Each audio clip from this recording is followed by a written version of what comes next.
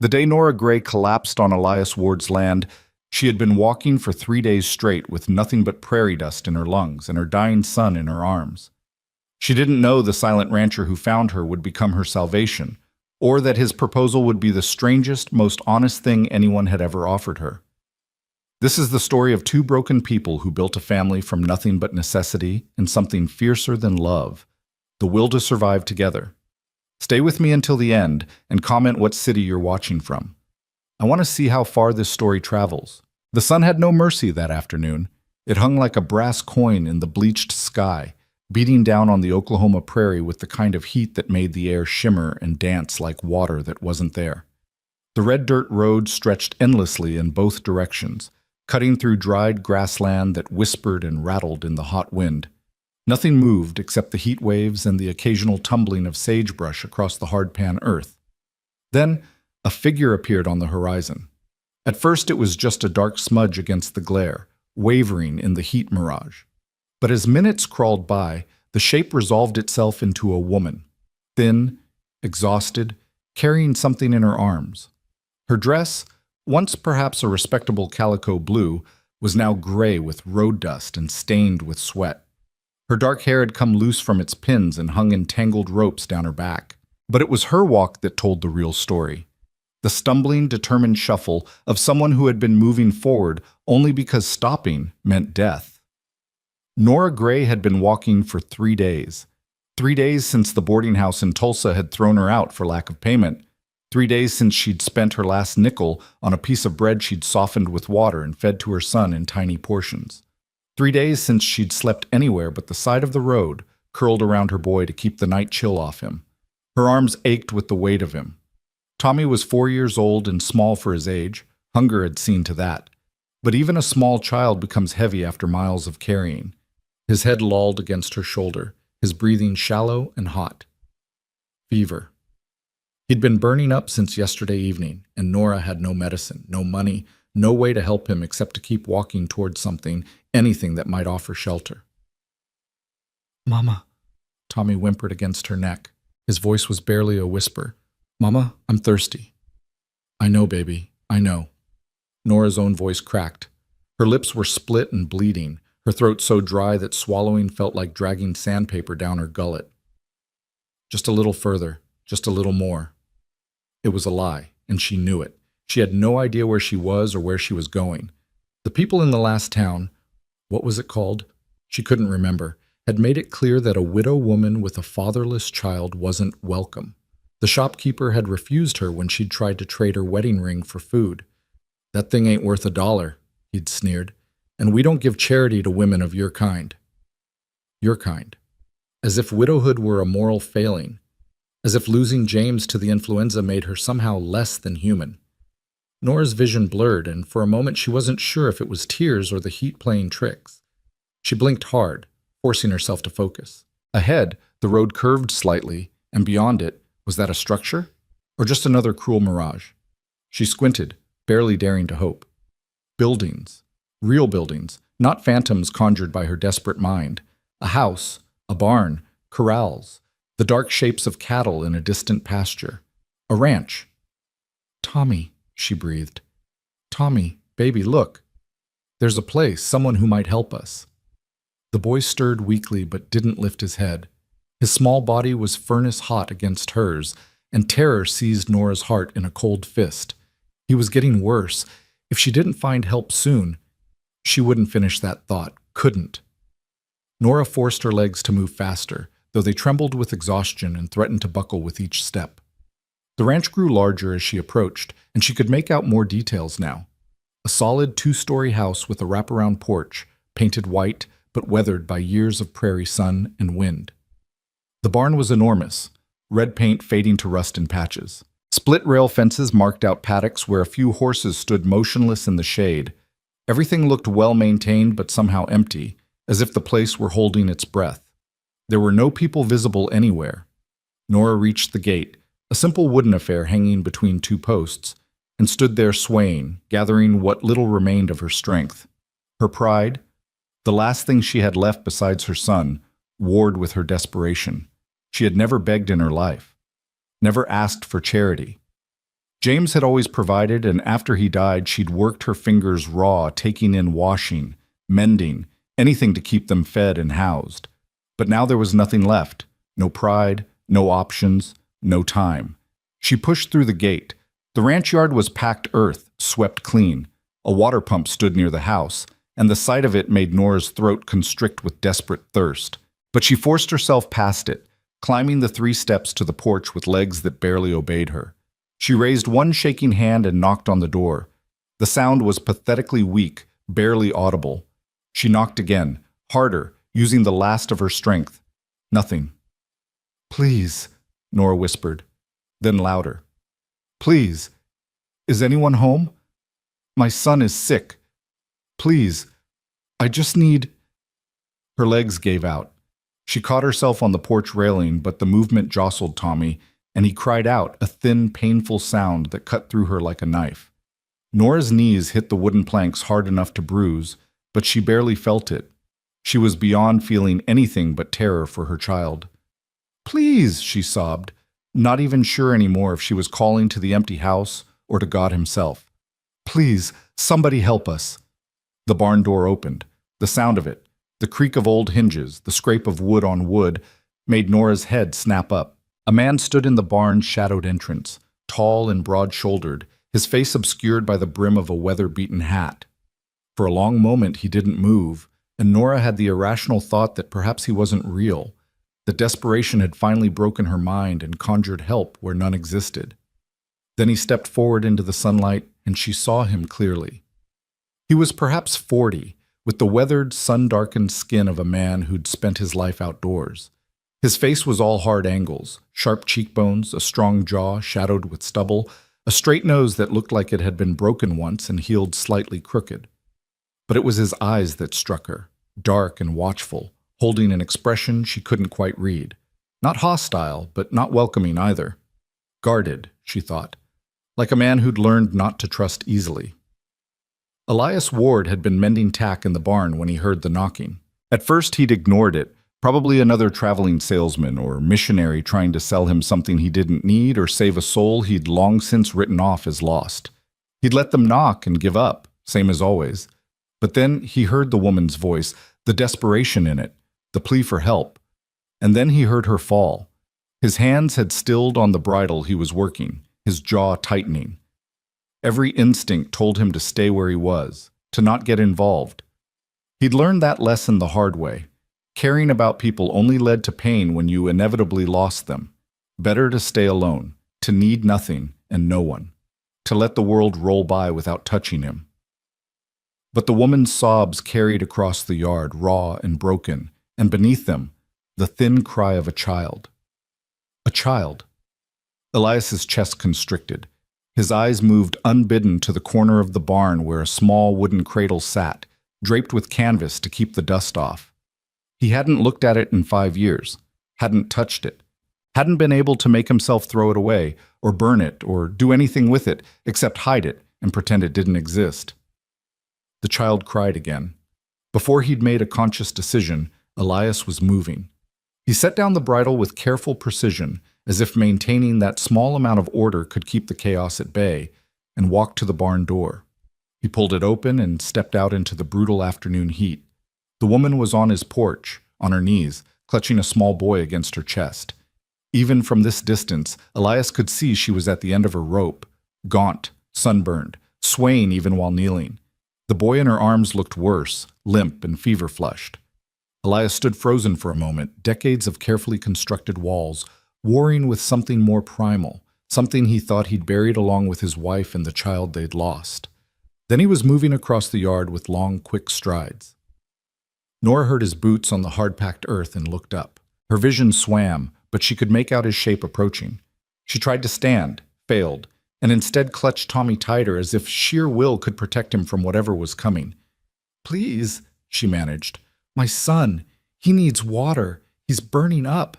I don't have any money, but I can work. I'm a hard worker. I can clean, cook, anything. Please, just help him. Please." Elias stopped a few feet away, looking down at them. Up close, he could see the woman was young, late 20s perhaps, though hardship had carved lines around her eyes and mouth. Her dress was threadbare, her shoes held together with string. The boy in her arms couldn't have been more than 4 or 5, his small face red with fever, his breathing rapid and shallow. "How long has he been sick?" Elias's voice was rough from disuse. He spoke so rarely these days that sometimes whole weeks passed without him saying more than a few words to the hands who worked his cattle. "Since yesterday." Nora's words tumbled over each other. "Maybe longer. I don't know, we've been walking, and I didn't have... When did he last drink?" "This morning. A little. From a stream.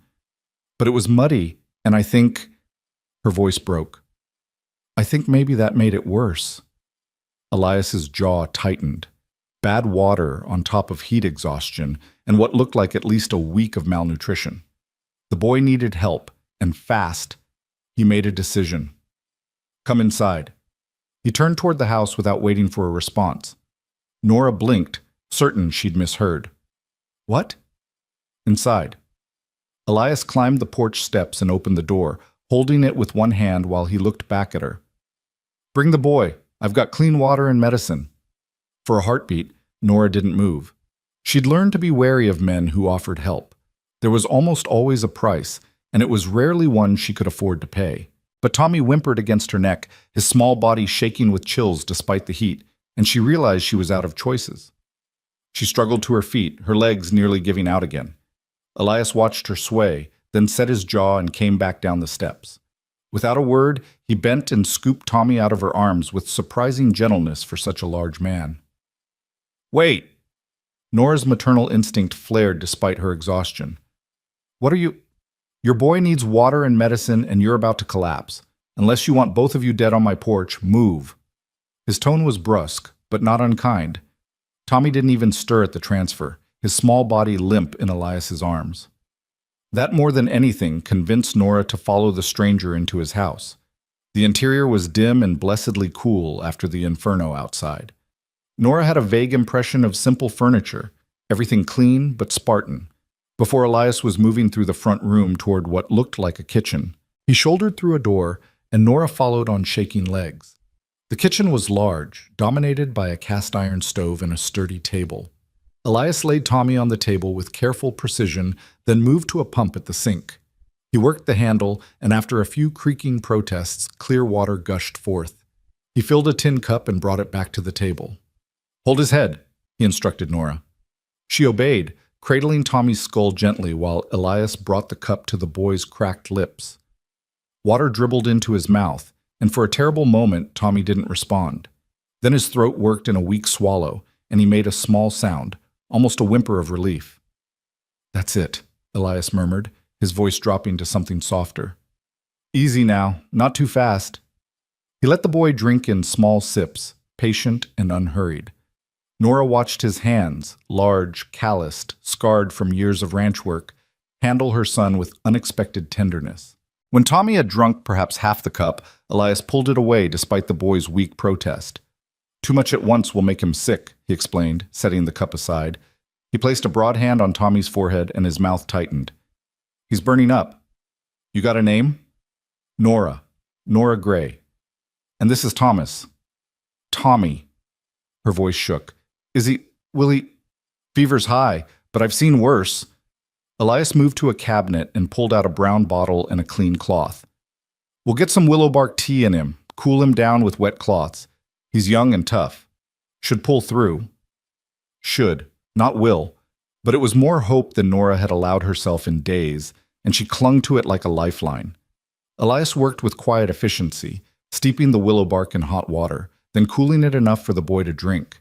He got several spoonfuls down Tommy's throat, then soaked the cloth in cool water and laid it across the child's forehead. All the while he said little, his face set in grim concentration. Nora swayed on her feet, watching. The relief of being out of the sun, of seeing her son finally getting care, made the adrenaline that had been keeping her upright drain away all at once. The room tilted. "Sit." Elias's hand closed around her elbow, steadying her. He guided her to a chair with the same careful handling he'd shown Tommy. "When did you last eat?" Yesterday? No, the day before. I had some bread, but I gave most of it to Tommy." The words came out thick and slow, her mind fogging now that the immediate crisis was being managed by someone else. Elias said nothing, but his expression darkened. He moved to the stove, where a pot sat with what smelled like beef stew. He ladled out a bowl, set it in front of her with a spoon, and simply said, "Eat." Pride flickered weakly in Nora's chest. "I can't. I don't have money to pay you. Not now, but I meant what I said. I can work. I'm strong, and I'm good with eat first, talk after." Elias's tone brooked no argument. Nora looked down at the bowl. The stew was thick with vegetables and chunks of beef, and the smell of it made her stomach clench with desperate hunger. Her hand shook as she picked up the spoon. The first bite was transcendent. She barely tasted it before swallowing, then took another and another. Some distant part of her knew she should eat slowly, that her empty stomach might rebel, but she couldn't stop. She was halfway through the bowl before she realized she was crying, tears dripping silently into the stew. Elias had turned away, ostensibly to check on Tommy again, but really to give the woman some privacy for her breakdown. He refreshed the cloth on the boy's forehead, checked his breathing, and tried to ignore the sound of quiet weeping behind him. He didn't like this. Didn't like having people in his house, disrupting the careful emptiness he'd cultivated. Didn't like the way the boy's small face reminded him of things he'd worked years to forget. Didn't like the protective instinct that had surged through him when he'd seen them collapsed on his porch. But he couldn't turn them away. Whatever his failings, and Lord knew he had plenty, Elias Ward had never been the kind of man who could ignore someone in need, even if it would be easier, even if it would hurt less. Behind him, Nora's crying subsided to hiccuping breaths. "I'm sorry," she whispered. "I'm so sorry. I don't normally—" "Finish eating," Elias said, still not turning around. "Then you can tell me how you ended up on my land half dead with a sick child." It wasn't a question, but it wasn't cruel either. Just a statement of fact, delivered in that same flat, emotionless tone he seemed to use for everything. Nora finished the stew, scraping the bowl clean with shaking hands. The food sat heavy and warm in her stomach, making her realize just how close to the edge she'd been. Another day, maybe two, and she would have collapsed for real, and Tommy would have... She couldn't finish that thought. "Thank you," she said quietly. Words aren't enough, but thank you." Elias finally turned back to her. His dark eyes studied her for a long moment, taking in her gaunt face, her worn-down appearance, the desperate gratitude written in every line of her body. Then he nodded once, sharp and brief.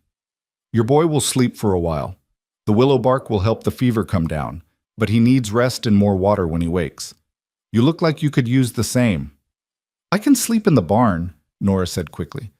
"I don't want to impose, and I meant what I said about working. Just tell me what needs doing, and There's a spare room upstairs, take it." Elias moved toward the kitchen door, clearly ending the conversation. "We'll talk about work and payment when you're both recovered. For now, just rest." "But Mrs. Gray?" He paused at the doorway, his back to her. "I'm not a good man, and I'm not kind. But I'm practical. You and your boy are no use to me dead or sick. So you'll rest, you'll recover, and then we'll figure out what comes next. Understand?" It was the longest speech he'd made, and it was delivered in that same flat tone, as if he were discussing the weather or the price of cattle. But something in it, maybe the brutal honesty, maybe the acknowledgement that there would be a "what comes next," made Nora's throat close up. "I understand," she managed. "Good." Elias walked out, his boots heavy on the wooden floor. Nora sat alone in the kitchen with her sleeping son on the table beside her, and for the first time in months, maybe years, allowed herself to believe that maybe, just maybe, they might survive after all.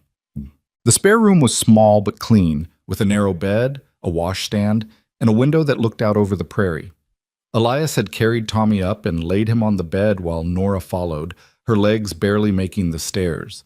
He'd left them with fresh water, more willow bark tea, and instructions to call if the boy worsened. Then he'd retreated to the barn, where he belonged. Now, as the sun began its slow descent toward the horizon, Elias stood in the barn's dim interior and stared at nothing. His hands were busy. They were always busy, always working, always moving, because if they stopped, he'd have to think, cleaning and oiling tack that didn't need it. What the hell had he done? He'd promised himself after Sarah died that he wouldn't let anyone close again. Wouldn't care. Wouldn't risk the kind of gut-wrenching agony that came from loving someone and losing them. And for 5 years, he'd kept that promise. He'd run his ranch, worked until exhaustion made sleep possible, and avoided the town and its people as much as he could. And now he had a woman and child under his roof. A woman with haunted eyes and a desperation that reminded him too much of Sarah in those final days, when the fever took her and there was nothing he could do but watch her slip away. A boy with his son's coloring, burning with fever just like... No. Elias shut that thought down hard. Tommy wasn't his son, would never be his son. The boy was just a stranger's child who happened to get sick at the wrong time, and Nora Gray was just a woman who needed help. He'd give them a few days to recover, maybe offer her some work to earn supplies and money for wherever she was headed next, and then they'd be gone. That was the plan. Simple, practical, safe. So why did his chest feel tight every time he thought about them leaving? Fool, Elias muttered to himself, attacking a stirrup with the oil rag harder than necessary. Damn fool. Upstairs in the house, Nora sat beside Tommy's bed and watched her son sleep. The fever hadn't broken yet, but it hadn't gotten worse either, and his breathing seemed easier. She'd been sponging him with cool water every hour, getting him to drink when he stirred, following the rancher's instructions to the letter. The rancher. Elias Ward. She'd seen his name on a piece of mail on the kitchen table. She knew almost nothing about him, except that he lived alone, spoke little, and had saved their lives without asking for anything in return. Yet, Nora had learned that kindness usually came with a price tag. Men didn't just help women for nothing, especially not women like her, widowed, penniless, with a child and no prospects. There would be expectations. There were always expectations. But what choice did she have? She'd been at the end of her rope when she stumbled onto this ranch, and if Elias Ward wanted payment she couldn't afford, well, she'd figure that out when it came. For now, Tommy was safe and cool and sleeping in a real bed, and that was worth almost any price. Almost. Nora's hand drifted unconsciously to her throat, where James's ring hung on a thin chain. She'd been too afraid to wear it on her finger while traveling, afraid someone would steal it, or that she'd have to sell it. It was all she had left of her husband, of the life they'd built before the influenza swept through Tulsa like wildfire and took him in 3 days. "I'm trying, James," she whispered to the ring, to the memory of the man she'd loved. "I'm trying so hard to keep him safe. I don't know what I'm doing, but I'm trying." The ring didn't answer, of course. The dead never did. Tommy stirred, whimpering, and Nora pushed aside her melancholy to focus on her son. She dampened the cloth again and laid it on his forehead, murmuring soft reassurances until he settled back into sleep. Outside, the sun touched the horizon, painting the sky in shades of orange and red. The prairie grass rippled like water in the evening breeze, and the cattle lowed softly in the distance. It was beautiful in a stark, lonely way, this endless land under an endless sky. Nora watched it from the window and wondered how long they'd be allowed to stay. A week? 2? And then what? Where would they go next? She had no answers. For now, all she could do was tend her son, accept the stranger's hospitality, and hope that whatever price Elias Ward eventually named would be one she could bear to pay. In the barn, Elias finished with the tack and moved to evening chores. The horses needed feeding, the stalls needed mucking, the chickens needed their coop secured against coyotes. Familiar work, routine work, the kind that didn't require thought. But even as his body went through the motions, his mind kept drifting back to the house, to the woman and child inside, to the way Tommy's small hand had clutched at his shirt when he'd carried him upstairs, seeking comfort even in fever-addled unconsciousness, to the desperate gratitude in Nora's eyes, like he'd handed her the world instead of just a bowl of stew and a bed. He didn't want their gratitude, didn't want to be anyone's savior, didn't want to feel the uncomfortable twist in his chest when he thought about them leaving. But he did feel it, and that was the problem. As the stars began to emerge in the darkening sky, Elias made his final rounds, checking locks, dousing the lanterns, securing the ranch for the night. At the house, he paused, looking up at the lit window of the spare room. A shadow moved past it, Nora checking on her son. He should go up there, check on the boy's fever, make sure they had everything they needed. But he didn't. Instead, Elias Ward turned away from his own house and walked back to the barn, where he climbed to the loft and laid out his bedroll in the hay. He'd sleep here tonight. And tomorrow night. For as long as they stayed, he'd give them the house and keep his distance. It was safer that way. For all of them. But as he lay in the darkness, listening to the prairie wind howl around the barn's walls, Elias couldn't shake the memory of Tommy's small, fevered face or Nora's desperate tears. And he couldn't quite convince himself that he was doing this purely out of practicality. Some part of him, the part he'd tried to bury along with his wife and unborn child, had woken up the moment he heard that woman's voice crying for help, and no amount of emotional distance or careful routine was going to put it back to sleep. Not anymore. The fever broke on the third morning. Nora woke to find Tommy's forehead cool to the touch, his breathing deep and even, his small body finally relaxed instead of rigid with chills. She sat on the edge of the bed and wept silently, her whole body shaking with relief so profound it hurt. For 3 days she'd barely slept, hovering over her son, sponging him with cool water, coaxing sips of willow bark tea between his cracked lips, terrified that each breath might be his last. But he'd survived. They both had. Through it all, the rancher had appeared like clockwork, morning, noon, and evening, bringing fresh water, more medicine, simple meals that Nora forced herself to eat because she knew Tommy needed her strong. Elias never lingered, never made conversation beyond terse questions about the boy's condition. He'd check Tommy's fever with a broad hand to the forehead, nod at whatever Nora reported, and leave again, his boots heavy on the stairs. He hadn't asked her story, hadn't pressed her about payment or how long she planned to stay, hadn't made any demands at all. It was unsettling. Now, with Tommy sleeping peacefully for the first time in days, Nora allowed herself to really look at the room she'd been occupying. Simple furniture, clean but worn. A faded quilt on the bed, patched in places but carefully mended. The walls were bare except for a single framed photograph on the dresser. She hadn't noticed it before, too consumed with caring for Tommy. She stood on shaky legs and crossed to examine it. The photograph showed a young woman, perhaps 20, with soft features and kind eyes. She wore a high-necked dress and held flowers, smiling at something beyond the camera's frame. Written in faded ink at the bottom, Sarah, 1895. Nora's fingers traced the frame's edge. A wife then, or had been. The past tense was written in the dust that had settled over the glass, in the way the photo faced slightly away from the room, as if someone had turned it and never turned it back. "Where did you go?" Nora whispered to the woman's image. "And why did you leave him so alone?" Downstairs, a door opened and closed. Heavy footsteps crossed the front room. Nora quickly stepped away from the photograph, feeling like she'd been caught snooping. She smoothed her dress, still her only dress, now washed in the basin and dried overnight, and tried to compose herself. She needed to go down, to thank Elias properly, to discuss what came next. The anxiety that had been held at bay by Tommy's illness now rushed back full force.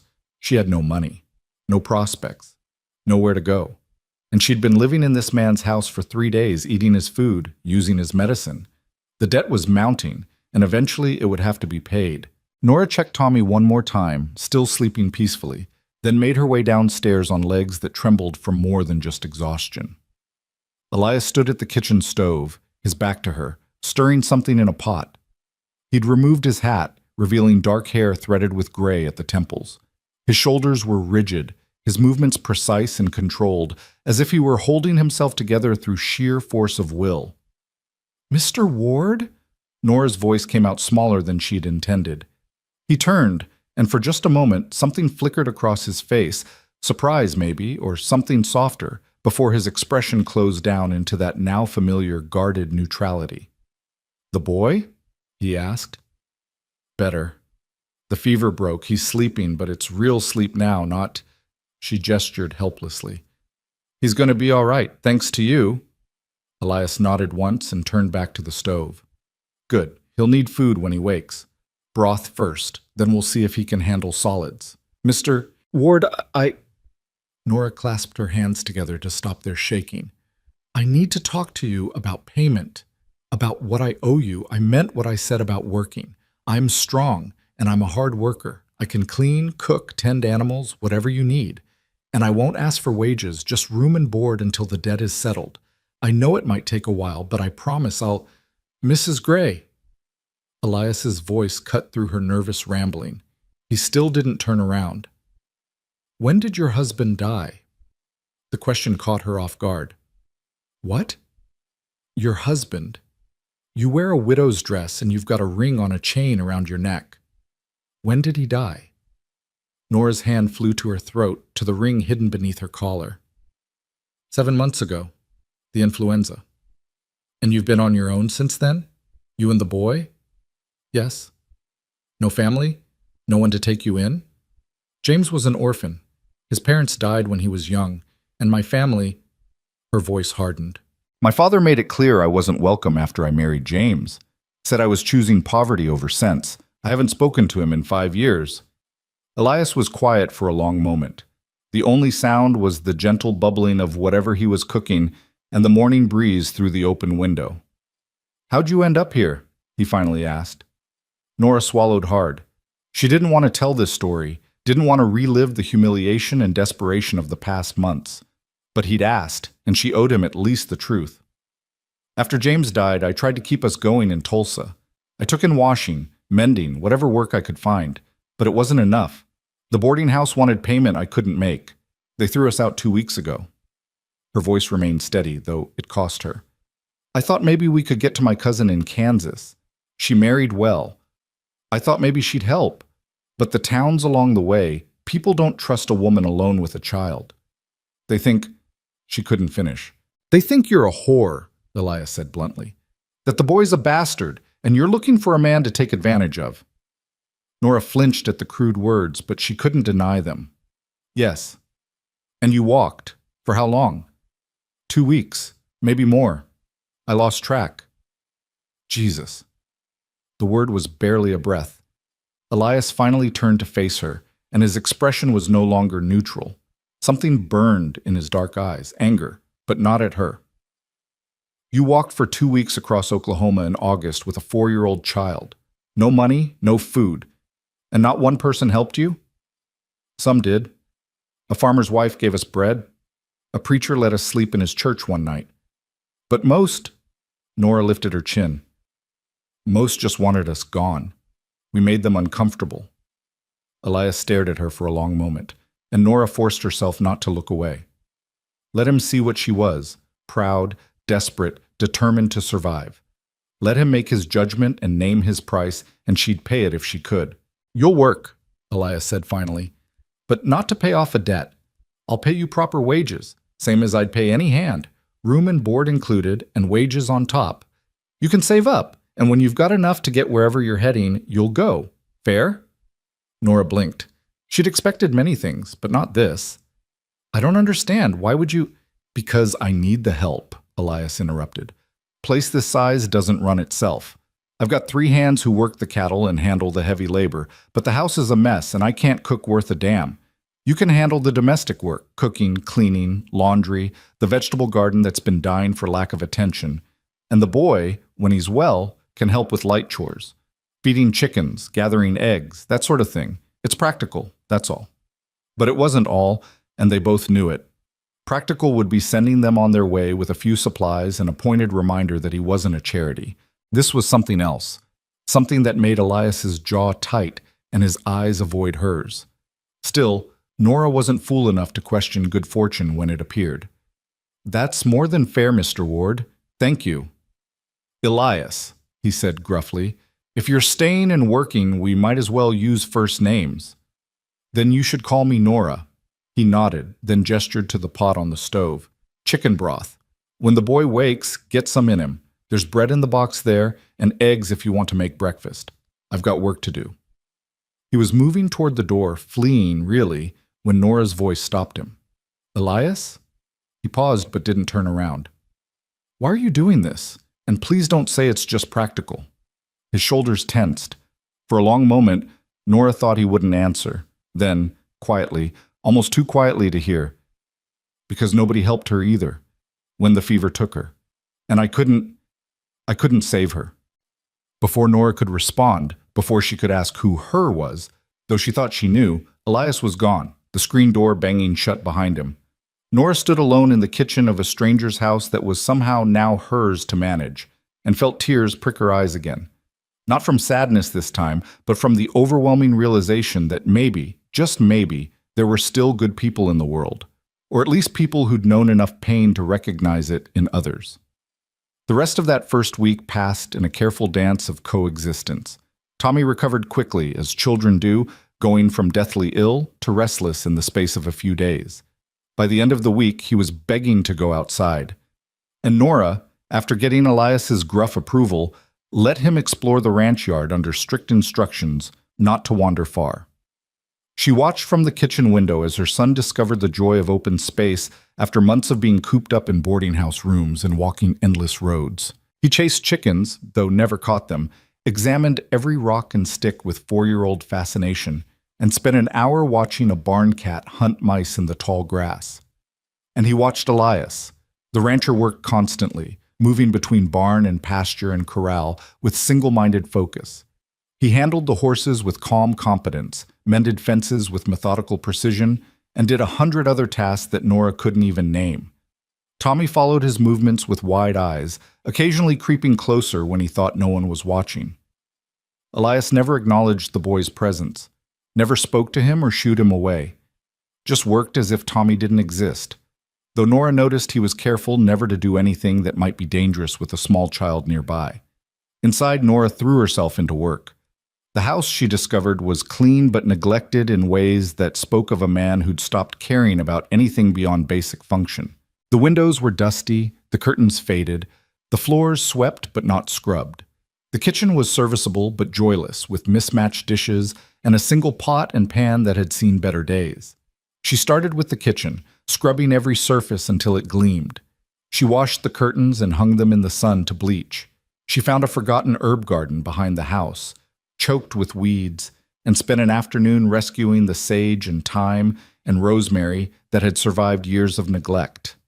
And she cooked. That first proper meal, roast chicken with herbs, biscuits, and green beans from the garden, she set out at sunset, calling Elias in from whatever he was doing. He appeared in the kitchen doorway, covered in dust and sweat, and stopped short at the sight of the table set with actual plates and serving dishes instead of the usual pot he ate directly from. "What's all this?" His voice was suspicious. "Dinner," Nora said simply. "You've been working all day. Sit." "I can eat in the barn. Don't need to make a fuss." Elias Ward, "You hired me to cook, and I cooked. Now sit down and eat before it gets cold." Something flickered across his face. Surprise, maybe amusement, but he sat. Tommy was already at the table, eyes wide at the feast before him. The boy had eaten nothing but broth and soft bread for days, and the sight of real food made him nearly vibrate with excitement.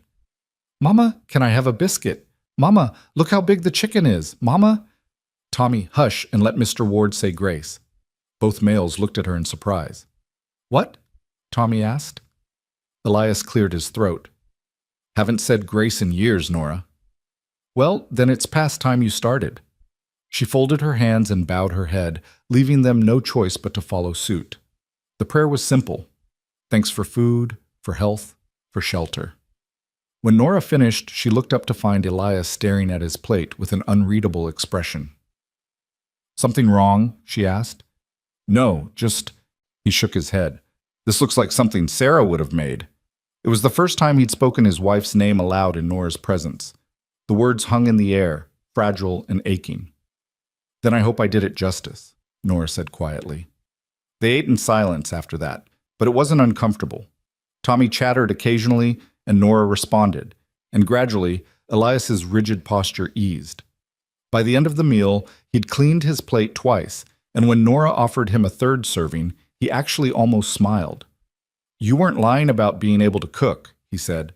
"My mother made sure I learned properly, even if she didn't approve of who I married." Nora began clearing the dishes. "There's also pie. Apple, from your root cellar." This time, Elias did smile, small and brief, but real. "Haven't had pie in 5 years." "Then you're overdue." That night, after Tommy was tucked into bed and the kitchen was clean, Nora sat on the porch and watched the stars emerge. The prairie night was vast and alive with sound, crickets, wind, the distant howling of coyotes. It was nothing like Tulsa, nothing like anywhere she'd ever lived, but there was a strange peace to it. The barn door opened and Elias emerged, silhouetted against the lamplight within. He saw her on the porch and paused, clearly debating whether to approach or retreat. Nora made the decision for him. "Nice night." "Yeah." He climbed the porch steps slowly, like a man approaching a skittish horse. "Boy sleeping?" "Out cold. I think the fresh air exhausted him, in a good way." Elias nodded and leaned against the porch railing, his gaze on the dark horizon. They stood in silence for a while, neither quite comfortable but not uncomfortable either. "Can I ask you something?" Nora finally ventured. "Depends what it is." "Why do you sleep in the barn?" Elias's jaw tightened. "How'd you know that?" "I hear you leave after dinner, and the house is empty except for me and Tommy. Doesn't take much to figure out." "It's my barn. I'll sleep where I want."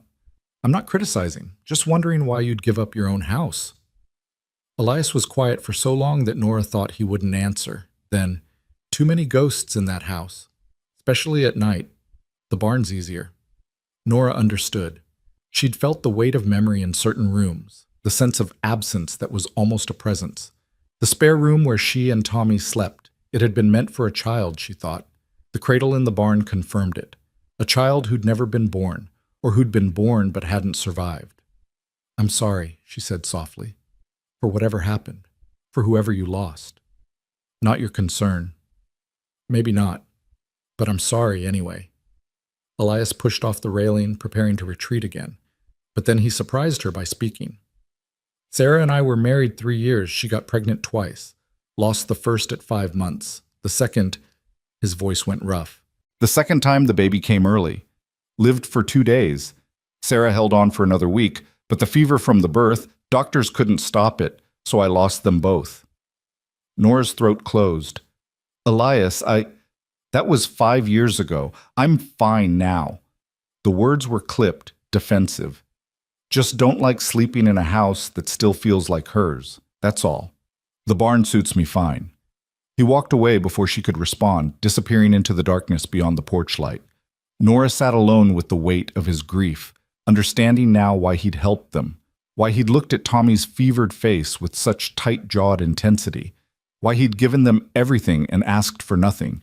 He was trying to save them because he hadn't been able to save his own family. Nora closed her eyes and said a prayer, for Elias, for Sarah, for the babies who'd never grown up, and for herself and Tommy, who'd been given an unexpected chance at survival by a man still drowning in old sorrow. The second week brought changes, subtle but real. Tommy began following Elias around the ranch more boldly, his natural child's curiosity overcoming his initial shyness. The rancher didn't encourage it, but he didn't discourage it either. When Tommy asked questions, and 4-year-olds had endless questions, Elias would answer in brief, gruff sentences. "Why are the chickens in a pen?" "Keep the coyotes from eating them."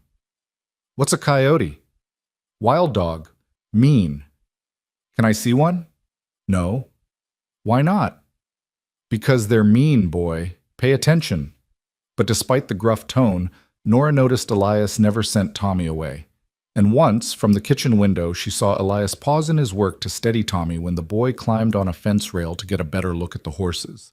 Just a hand on the small shoulder, brief and careful, before he moved on. But it was there.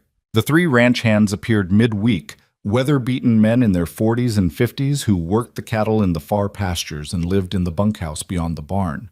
They were surprised to find Nora at the house, and even more surprised when Elias introduced her. "Mrs. Gray will be handling the cooking and domestic work. You want meals? You come to the house at mealtimes. Understood?" The men, Hank, Pete, and old Charlie, nodded and murmured their ma'ams with varying degrees of curiosity and approval. Hank, the youngest, had a kind face that crinkled when he smiled at Tommy. Pete was reserved, watching Nora with neutral assessment. Charlie just looked grateful that someone besides Elias would be cooking.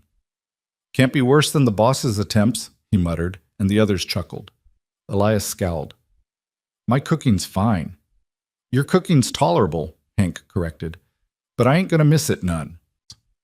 That night, Nora cooked for 5 instead of 3, and the men ate with the enthusiasm of people who'd been making do with basic rations for too long. Charlie actually teared up over her cornbread. "Ma'am, you're a blessing," he declared, "a pure blessing." After that, the hands appeared for every meal, and gradually the house felt less empty. There was conversation at the table, work talk mostly, discussion of cattle prices and fence repairs and which pastures needed rotating. Nora listened and learned, piecing together the shape of Elias's operation. He ran about 200 head of cattle, modest by ranch standards, but enough to make a living. The land had been in his family for 2 generations, passed down from his father. He was respected in the area, known as a fair dealer and a hard worker, but also as a man who kept to himself. The hands were loyal, which spoke well of him. Tommy absorbed it all with wide eyes, occasionally piping up with questions that made the men smile, and Elias's mouth twitched toward something almost like amusement. "Mr. Elias, do the cows have names?" "No, boy." "Why not?" "Because there's 200 of them." "I could name them. I'm good at names." "I'm sure you are." "That one could be Bessie, and that one could be—" "Eat your dinner, Tommy," Nora interrupted gently, hiding her smile. As the days passed, Nora fell into a rhythm. Rise before dawn to start breakfast. Feed the chickens while the coffee brewed. Prepare meals, clean the house, tend the garden. Wash clothes in the big copper basin behind the house and hang them in the sun. Mend work shirts with patches on patches. Bake bread every other day, filling the house with yeast and warmth. It was hard work, but it was honest work. And for the first time since James died, Nora felt useful. Felt like she had a purpose beyond simple survival. And every week, Elias left her wages on the kitchen table. More than fair, calculated down to the penny. Nora saved every cent in a small cloth bag hidden in her room, watching it slowly grow. Her nest egg. Her ticket to somewhere else, eventually. The thought of leaving made her chest tight in a way she didn't want to examine too closely. On the 3rd Sunday, the day the hands took off and rode into town, Elias announced he needed to go to town for supplies. "You and the boy can come if you want," he said gruffly over breakfast. "Might be good for you to see the place, meet people." Nora hesitated. Her experiences with small-town people hadn't been positive lately, but Tommy's eyes lit up with excitement, and she couldn't bear to disappoint him. "All right, thank you." The town, Redemption, population maybe 200, was a collection of wooden buildings along a single main street. A general store, a saloon, a church, a blacksmith, a handful of houses. The kind of place where everyone knew everyone, and strangers were immediately noticed. Elias pulled the wagon up in front of the general store and climbed down, then helped Nora and Tommy descend. Several people on the street had stopped to stare, their expressions ranging from curious to disapproving. "Stay close," Elias murmured, his hand briefly touching Nora's elbow. Not possessive, just protective. Inside the store, a thin woman with sharp eyes and a sharper expression stood behind the counter. Her gaze swept over Nora, taking in her worn dress and the child at her side, and her mouth pursed. "Elias," she said coolly, "been a while." "Mrs. Patterson, need to place an order." Elias handed over a list, his tone flat. The woman read the list, her eyebrows climbing. "This is enough food for more than one person." "That's right." "Heard you had someone staying out at your place." Mrs. Patterson's gaze slid to Nora, calculating and cold. "A woman, with a child. Mrs. Gray is my housekeeper," Elias said, his voice taking on an edge. "She's working for wages, same as my hands. If that's a problem for you, I can take my business to Miller's place in the next town." Mrs. Patterson's expression soured, but she nodded. No problem at all, just making conversation. But as Nora browsed the store with Tommy, she felt eyes on her back, heard the whispers starting even before they left. "That's her, the widow woman. Showed up out of nowhere, I heard, half dead." "Convenient, isn't it? Man like Elias Ward, all alone, and a pretty woman just happens to need help." "You think he's—" "What else would she be doing there? And that boy, whose is he really?" Nora's face burned, but she kept her head high. She'd endured worse. She could endure this. Elias appeared at her elbow, his expression thunderous. "Got what we need. Let's go." Outside, a small crowd had gathered, women mostly, clustered near the church steps, watching with barely concealed judgment. One of them, an older woman with gray hair and a face like a dried apple, called out, "Elias Ward, you bringing women of ill repute into our town now?" Elias stopped cold. Nora grabbed his arm, feeling the tension coiled in his muscles. "Don't," she whispered. "It'll only make it worse." But Elias shook her off gently and turned to face the women. When he spoke, his voice carried across the street, cold and hard as iron. "Mrs. Crowley, Mrs. Patterson, ladies, Mrs. Gray is a widow who needed work. I hired her. She lives in my house, yes, but under my roof, she and her son are under my protection. If anyone has a problem with that, they can take it up with me directly. But I'd advise against spreading gossip about a woman who's done nothing wrong except survive circumstances beyond her control. We clear?" The women shifted uncomfortably, but Mrs. Crowley wasn't finished. "It's not proper, Elias, a single woman living with a single man. People will talk." "People always talk," Elias said flatly. "Let them. Mrs. Gray is staying. End of discussion." He turned his back on them, a deliberate dismissal, and helped Nora and Tommy into the wagon. As they pulled away, Nora looked back to see the women still clustered together, their mouths moving with furious speculation. "I'm sorry," she said quietly. "I didn't mean to cause you trouble." "You didn't cause anything," Elias replied, his hands tight on the reins. "Small-minded people cause their own trouble. Don't worry about them." But Nora did worry. She worried that the gossip would damage Elias's reputation, make it harder for him to do business. She worried that Tommy would hear the cruel words and understand what they meant. She worried that eventually Elias would decide they weren't worth the trouble. Tommy, oblivious to the tension, chattered happily about the things he'd seen in town. Elias let the boy's voice fill the silence, not contributing but not stopping him either. When they arrived back at the ranch, Nora climbed down from the wagon and turned to Elias. "Thank you for defending us. You didn't have to do that." "Yeah, I did." His dark eyes met hers, steady and sure. "You're under my roof. That makes you my responsibility. Anyone wants to come at you, they go through me first." Something shifted in Nora's chest at those words. A feeling she couldn't quite name, warm and unsettling and dangerously close to hope. "Still," she said. "Thank you." Elias nodded once, then began unloading supplies, the moment over. But as Nora took Tommy inside and began putting away groceries, she couldn't shake the memory of Elias standing between her and those judgmental women, his voice hard with protective anger. No one had stood up for her in months, not since James died. And even James, as much as she'd loved him, had been gentle and yielding, preferring to avoid conflict rather than confront it. Elias Ward was not gentle, was not yielding. He was granite and resolve, and he'd just made it clear that while Nora was here, she was his to protect. It should have felt presumptuous. Instead, it felt like safety. That night, after Tommy was asleep and the house was quiet, Nora found Elias on the porch again. It was becoming habit, these late evening conversations that weren't quite conversations. Just two people sharing space and silence, sometimes words. "The women in town," Nora said without preamble, "what they're saying about me, about us, it's not going to stop." "Probably not." "It might affect your business, your reputation." "Might." "Elias, I'm serious. If my being here causes you problems—" "Nora." He turned to look at her fully, his expression shadowed in the lamplight.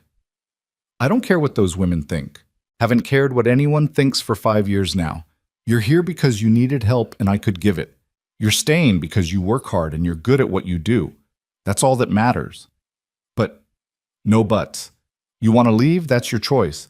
But don't leave because of gossip. Life's too short to live by other people's judgments." Nora studied him, this hard, closed-off man who'd somehow become her protector. "When did you stop caring what people thought?" "When Sarah died." His voice was matter-of-fact. "Whole town came to the funeral, brought food, said pretty words. But when I needed help, real help, someone to talk to, someone to help me figure out how to keep living, they disappeared. Decided I wanted to be left alone, so they left me alone. After a while, I realized I preferred it that way." "That's lonely." "Lonely's safe." Nora understood that, had felt it herself. But she also knew that safety could become its own kind of prison. "Thank you anyway," she said softly, "for standing up for us. Whether you care about their opinions or not, it mattered to me." Elias nodded, then pushed off the railing. "Better get some sleep. Early day tomorrow." But before he could leave, Tommy's voice called from inside. "Mama?" Nora hurried in to find her son sitting up in bed, his small face creased with worry. "What is it, baby?" "I had a bad dream. About the walking, about being hot and thirsty." "Oh, sweetheart." Nora gathered him close.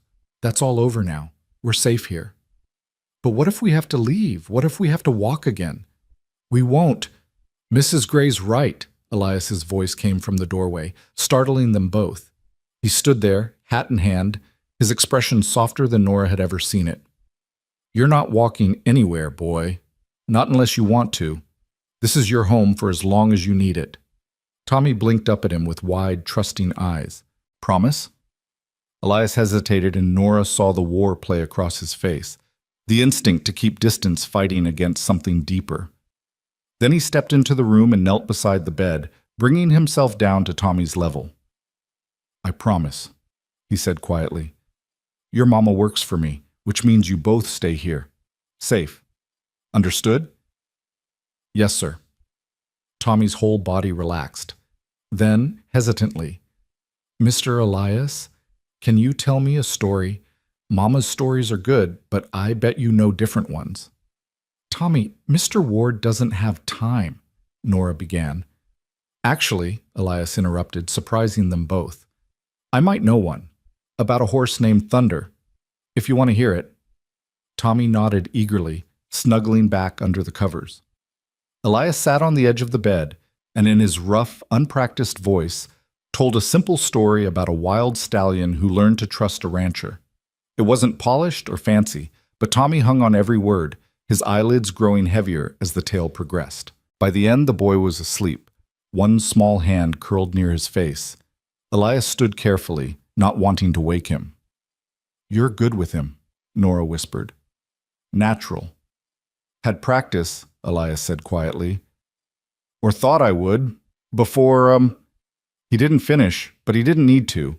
The ghost of the son he'd never gotten to raise hung in the air between them." "He likes you," Nora offered. "Tommy, he feels safe with you." "Kid's too trusting. Or maybe he's a better judge of character than you give him credit for." Elias met her eyes in the dim lamplight, and for a moment something passed between them. Understanding, connection, the beginning of something neither was quite ready to name. Then he cleared his throat and stepped back. "Good night, Nora." "Good night, Elias." He left, his footsteps fading down the stairs and out into the night. Nora sat beside her sleeping son and felt the walls around her heart, walls she'd built after James died, walls designed to protect her from more pain, begin to crack just slightly. This ranch, this strange arrangement, this guarded man who showed kindness through actions instead of words, it was all temporary. She knew that. She was saving money, and eventually she and Tommy would move on to somewhere more permanent, somewhere that was really theirs. But as Nora climbed into her own bed and listened to the prairie wind whisper against the windows, she couldn't help wondering what it would be like if they stayed. If this home, this life, this man could somehow become theirs for real. It was a dangerous thought. But in the darkness, alone with her hopes and fears, Nora let herself think it anyway. Just this once. The dangerous thought became dangerous reality on a Tuesday evening in late September, when everything changed. The day had started ordinarily enough. Nora woke before dawn as usual, started breakfast, watched the sky lighten from black to gray to pale gold. Tommy helped her gather eggs, chattering about the wooden horse Elias had been carving for him in the evenings.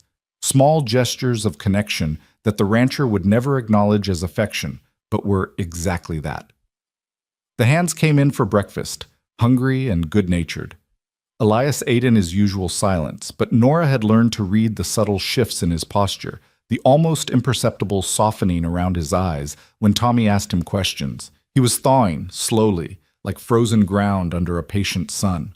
After the men left for their work, Nora tackled the week's baking. 6 loaves of bread, 2 pies, biscuits for the next few days. the kitchen filled with warmth and the yeasty smell of rising dough. Tommy played on the floor with wooden blocks Hank had made for him, building and destroying elaborate structures with 4-year-old enthusiasm. It was peaceful, domestic, almost perfect. Then, around mid-afternoon, a horse appeared on the road. Nora saw it from the kitchen window, a single rider, moving at a deliberate pace. Not the casual approach of a neighbor or the hurried gait of someone with urgent business. Something about it made her uneasy, though she couldn't say why. She wiped flour from her hands and stepped onto the porch, shading her eyes against the sun. The rider was a man, she could tell now, wearing city clothes that looked out of place against the prairie backdrop. As he drew closer, something about his build, his posture, sent ice through her veins. No, it couldn't be. But it was. Vincent Gray, James's older brother, rode into the yard with the self-assured bearing of a man who believed the world owed him respect. He was handsome in a sharp, calculated way, dark hair slicked back, expensive suit despite the dust of travel, a smile that never reached his eyes. Nora had met him exactly 3 times. At her wedding, where he'd made it clear he thought James was marrying beneath him, at James's funeral, where he'd offered no comfort but plenty of judgment, and once before that, at a family gathering where his eyes had lingered on her in a way that made her skin crawl. She hadn't seen or heard from him in 7 months, had hoped she never would again. Vincent, Nora's voice came out steady, though her heart hammered against her ribs. What are you doing here? He dismounted with practiced ease and tied his horse to the porch rail, taking his time, making her wait. When he finally looked at her, his smile was all teeth and no warmth. Nora, my dear sister-in-law, I've been looking for you everywhere. His gaze swept over the ranch, assessing, calculating. Interesting place you've landed. Very interesting indeed. I work here, as a housekeeper. She kept her chin up, her hands clasped to hide their trembling. It's honest work. Oh, I'm sure it is. Vincent's tone suggested he believed exactly the opposite. And the man who owns this place, where might he be? Working. What do you want, Vincent? He climbed the porch steps, and Nora had to force herself not to retreat. Vincent had never physically harmed her, but there was a threat in him that went beyond violence, a cold certainty that he would take what he wanted, one way or another.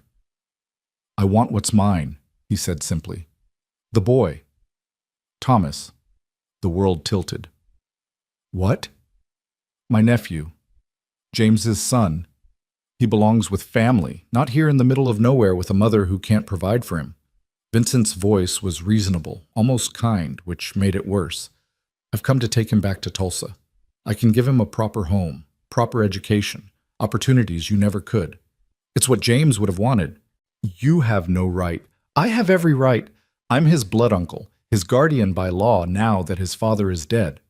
You, on the other hand, are a destitute widow living in sin with a strange man.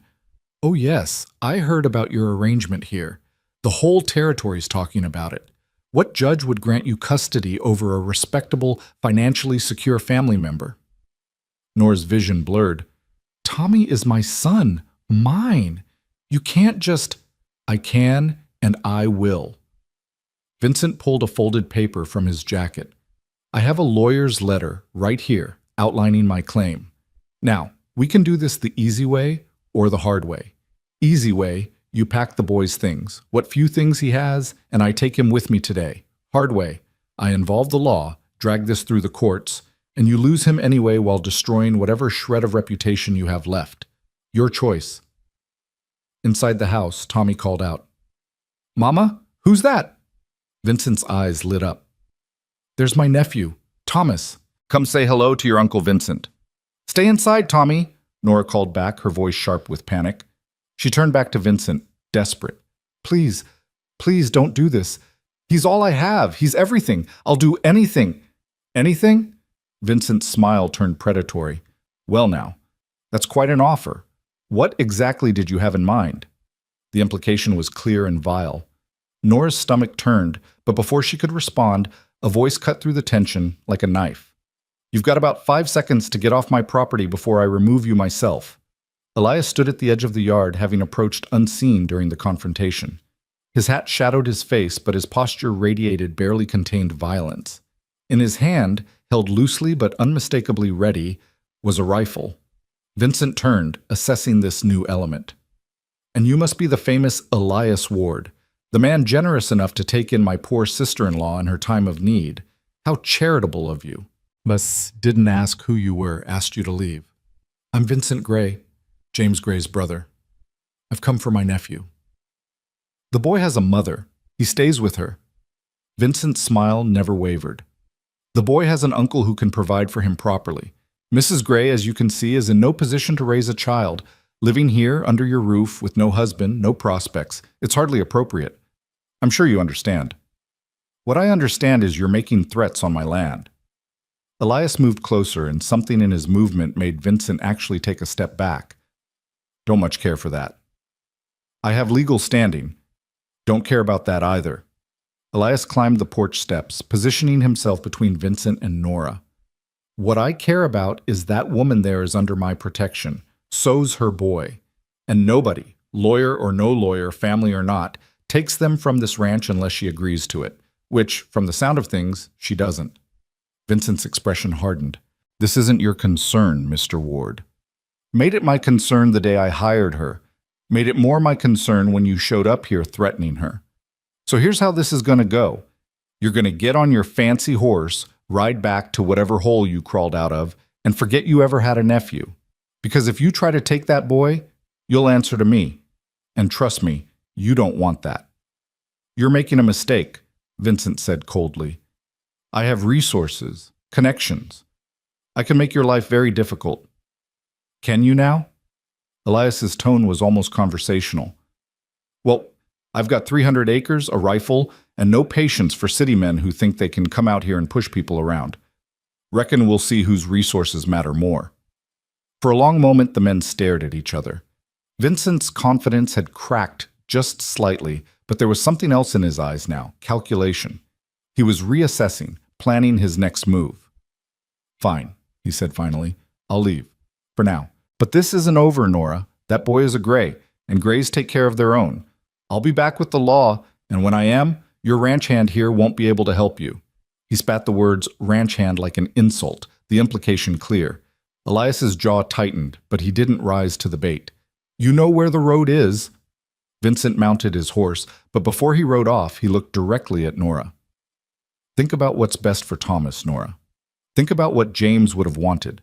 I'll give you 1 week to come to your senses. After that, I'm filing papers with the territorial court.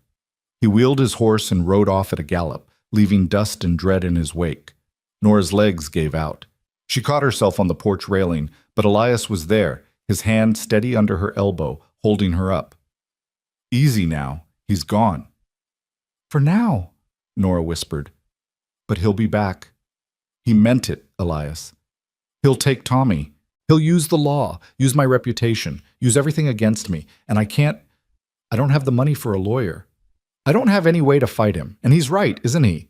A judge will look at me, a widow, working as a housekeeper, living here with you, and they'll give Tommy to Vincent because he has money and respectability, and I have nothing. Stop. Elias's voice was firm. Breathe.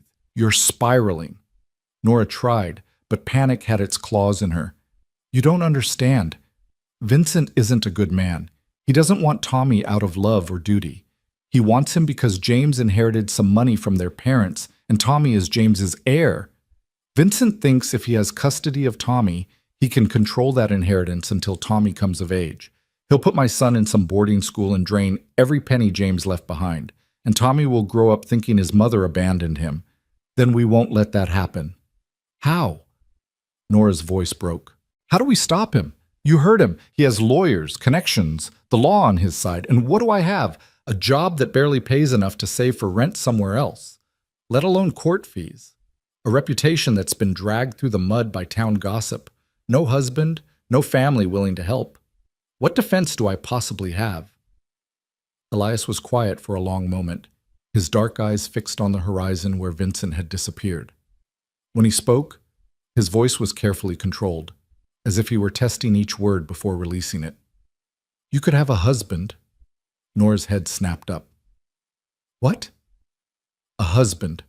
Changes everything. Judge looks at a married couple running a successful ranch versus a bachelor uncle who's never shown interest in the boy until now, Custody goes to the parents. Simple as that. But I'm not married. James is dead, and I'm not. Realization hit her like cold water. Wait, are you suggesting practical solution? Elias interrupted, his tone flat, businesslike. You need a home. I need an heir. We can save each other. The words hung between them, stark and stunning. Nora stared at him, trying to process what he was offering. Marriage, not romance, not love, just a transaction, a business arrangement to solve both their problems. You can't be serious. Completely serious. Elias finally looked at her, and his expression was unreadable. I'm 42 years old, been alone for 5 years, figured I'd stay that way until I died. But the fact is, this ranch needs someone to pass to when I'm gone. Don't have children, won't have children. His voice caught almost imperceptibly on that word. But your boy, he could inherit, could learn the business, take it over eventually, and you'd have security, protection, a legal standing that no city lawyer could challenge. This is insane, Nora whispered. You can't just marry someone as a business transaction. Why not? People do it all the time, and arranged marriages, marriages of convenience. This isn't any different. We both get what we need, and nobody gets hurt. But, Nora's mind raced, but that's not fair to you. You'd be tied to a woman you barely know, taking on responsibility for a child who isn't yours, all to help us fight Vincent. Why would you do that? Elias's jaw worked, and for a moment she thought he wouldn't answer. Then quietly, because I know what it's like to lose a child, and I won't stand by and watch you lose yours. Not if I can prevent it. Tears burned Nora's eyes. Elias, don't. He held up a hand. Don't make it more than it is. This is practical, strategic. You need help, and this is help I can give. That's all. But it wasn't all, and they both knew it. This was a man who'd held himself apart for 5 years, who'd built walls so high nothing could reach him, offering to tear those walls down for people he'd known only a few weeks. It was monumental and terrifying and impossibly generous. I can't ask you to sacrifice yourself for us, Nora said softly. You're not asking. I'm offering. There's a difference. But marriage it's permanent. If you're doing this just to help me, you'd be trapped. Nora. Elias's voice was gentle for the first time since she'd known him. I've been trapped in grief for 5 years. This isn't trap. This is purpose. Something to build instead of something to mourn. If you can live with that, then we have a deal. Inside the house, Tommy called again, his voice tinged with worry. Mama, is everything okay? Nora looked toward the door, toward her son, the center of her universe. Then back to Elias, this hard, broken man who was offering her salvation in the most unexpected way possible. I need to think about this, she said finally. It's not a decision I can make in 5 minutes. Fair enough, but Vincent gave you a week. After that, he's coming back with lawyers and court orders, so think fast. He walked away back toward the barn, leaving Nora alone with the weight of an impossible choice. The next 3 days were agony. Nora moved through her tasks in a daze, her mind spinning with possibilities and consequences. Marriage to Elias would solve the immediate problem. Vincent couldn't claim Tommy if she had a husband, especially not one with Elias's standing in the community. The ranch hands respected him. He owned his land outright. He was exactly the kind of stable, respectable man a judge would favor. But marriage wasn't just a piece of paper. It was a lifetime commitment, and Nora had already lived that once with James. The difference was, she'd loved James, had chosen him freely, had built a life with him based on affection and partnership and hope for the future. What Elias was offering wasn't that. It was protection and practicality, security without sentiment. Could she live like that? Could she share a home, a life, a name with a man she didn't love and who didn't love her? More importantly, was it fair to Elias? He'd already lost so much. Did he really understand what he was offering to give up? The possibility of finding real love again, of having a family that was truly his? The questions haunted her through bread making and clothes washing and all the mundane tasks that suddenly felt weighted with significance. Every time she saw Elias, at meals, passing in the yard, once when Tommy dragged him over to see a particularly interesting caterpillar, she searched his face for doubt, for second thoughts. But his expression remained closed, unreadable, giving nothing away. On the third night, Nora found Hank alone in the barn, mending a broken harness by lantern light. The old cowhand looked up when she entered, his weathered face crinkling into a smile. "Evening, ma'am. Something I can do for you?" "Actually, I was hoping to ask you something about Elias." Hank's smile faded into something more cautious. "What about him? Has he always been so closed off, so alone?" The old man was quiet for a moment, working leather through his calloused hands. Then, "Not always, no. When Miss Sarah was alive, he was different. Not exactly cheerful, mind you. Elias was always on the serious side, but he'd smile. Laugh, even. Had plans for the ranch, for their future together. Then she died, and the baby with her.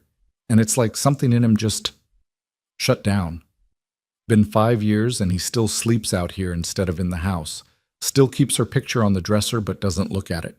Still sets aside money in an account he won't touch because it was supposed to be for the child's education." Nora's throat tightened. "He told me about what happened." "Did he now?" Hank looked surprised. "That's something. Boss doesn't talk about it. Not to anyone. Fact that he told you means he trusts you, ma'am. That's rare." "Hank, if someone wanted to help him, to give him a reason to live beyond just existing, do you think he'd accept it, or would he push them away?" The old cowhand studied her for a long moment, his eyes knowing. "Depends on how it was offered, I reckon. Elias don't like charity, don't like people feeling sorry for him. But if it was practical, mutually beneficial, something that served a purpose beyond just making him feel better, then yeah, I think he might accept it. Might even welcome it, down deep, though he'd never say so. Even if it meant letting someone close again, risking getting hurt? Ma'am, begging your pardon, but a man like Elias, he's already about as hurt as a person can get. Question isn't whether he'll risk getting hurt. Question is whether he's willing to risk feeling alive again." Nora left the barn with more to think about than ever. But Hank's words stayed with her, willing to risk feeling alive again. Was that what she'd be offering Elias? Not just a solution to her problem, but a chance for him to step back into the world of the living? And what about her own heart? Could she marry for practicality and protection, knowing she might never feel for Elias what she'd felt for James? Or worse, could she handle it if she did develop feelings for a man who'd made it clear this was purely transactional? On the fourth day, Tommy solved the dilemma in the way only a child could, with perfect, innocent clarity. He'd been following Elias around all morning, helping with chores in the way 4-year-olds help, which mostly meant getting in the way and asking constant questions. But Elias tolerated it with what Nora now recognized as his version of patience. At lunch, Tommy climbed into the chair next to Elias instead of his usual spot beside Nora. "Mr. Elias, can I ask you something?" "Suppose so." "Are you going to be my pa now?" The room went silent. Every hand stopped eating. Nora froze with a spoonful of soup halfway to her mouth. Elias stared at the boy with something like panic in his eyes. "What makes you think that, son?" "'Cause you take care of us. And you live here with us. And you carved me a horse. And you told me a story when I had bad dreams. That's what past do, right? So I thought maybe you were going to be mine." Nora found her voice. "Tommy, sweetheart, Mr. Ward is just being kind. He's not—" "Would you want that?" Elias interrupted, his eyes still locked on Tommy's face. "A pa like me?" Tommy nodded vigorously. "You're strong, and you know everything about horses and cows, and you don't get mad when I ask questions, and you make Mama smile sometimes even though she tries to hide it. So yeah, I'd like that lots." Elias's expression cracked, just for a moment, showing something raw and aching underneath. Then he composed himself and looked across the table at Nora. "Reckon that settles it then," he said quietly. "If you'll have me." It wasn't a proper proposal. There was no romance in it, no flowery words or bended knee, just a practical question from a practical man, witnessed by a table full of cowboys and one oblivious 4-year-old who'd just accidentally orchestrated the whole thing. But somehow, it was perfect. "Yes," Nora heard herself say. "Yes, I'll marry you." Tommy cheered. The hands broke into startled grins and congratulations, and Elias just nodded once, sharp and final, as if they'd just agreed on a livestock purchase, rather than a lifetime commitment. "I'll ride to town this afternoon," he said. "Talk to Pastor Reynolds about a ceremony. Sooner we make it legal, sooner Vincent's claim loses standing. That work for you?" "That works fine," Nora managed, her heart pounding so hard she could barely hear herself think. "Good. Then it's settled." He stood, placed his hat back on his head, and walked out, leaving Nora alone with her decision and the sudden, terrifying realization that in less than a week, she'd be Mrs. Elias Ward. Not out of love, out of necessity. But as Tommy climbed into her lap and hugged her tight, whispering, "We get to stay, Mama. We really get to stay," Nora thought that maybe necessity was enough. Maybe love could come later, or never, and they'd still be okay. She had to believe that, because she'd just agreed to marry a man who still loved a ghost, and there was no going back now. That evening, after the hands had left and Tommy was in bed, Elias called Nora out to the porch. He held something in his hands, a small box worn with age. "This was my mother's," he said without preamble, opening it to reveal a simple gold band with a small garnet stone. "She gave it to Sarah. After Sarah died, I put it away. Figured I'd never need it again." He held it out to Nora. "It's yours now, if you want it." Nora stared at the ring, her throat tight. "Elias, I can't take Sarah's ring. It wouldn't be right." "Sarah's gone. You're here. And we need this to look real if we're going to convince a judge Vincent has no claim. So take it. Make it yours." Slowly, Nora reached out and accepted the box. The ring was beautiful in its simplicity, the garnet catching the lamplight like a drop of blood. "Thank you," she whispered. "Pastor Reynolds will do the ceremony day after tomorrow," Elias continued, his tone businesslike. "I told him it was sudden, but he's known me long enough not to ask questions. We'll need a witness. I'll ask Miss Maybelle from the neighboring farm. She's discreet." "Day after tomorrow," Nora repeated, letting the reality sink in. "That's fast. Vincent gave us a week. Better to be ahead of schedule than behind." "Right. Of course." Nora turned the ring box over in her hands. "Elias, I need to know, what happens after? After we're married, what does that look like? Do you expect, will we—" She couldn't finish, couldn't make herself ask about the intimate realities of marriage to a man she barely knew. But Elias understood. "This is a marriage on paper, Nora, for protection and practicality. I'm not expecting anything beyond that. You'll keep your room, I'll keep the barn, we'll live like we've been living, just with legal standing. That clear enough?" Relief and something that might have been disappointment warred in Nora's chest. "Very clear, thank you." "Don't thank me. This helps me as much as you. Boy needs a father, ranch needs an heir.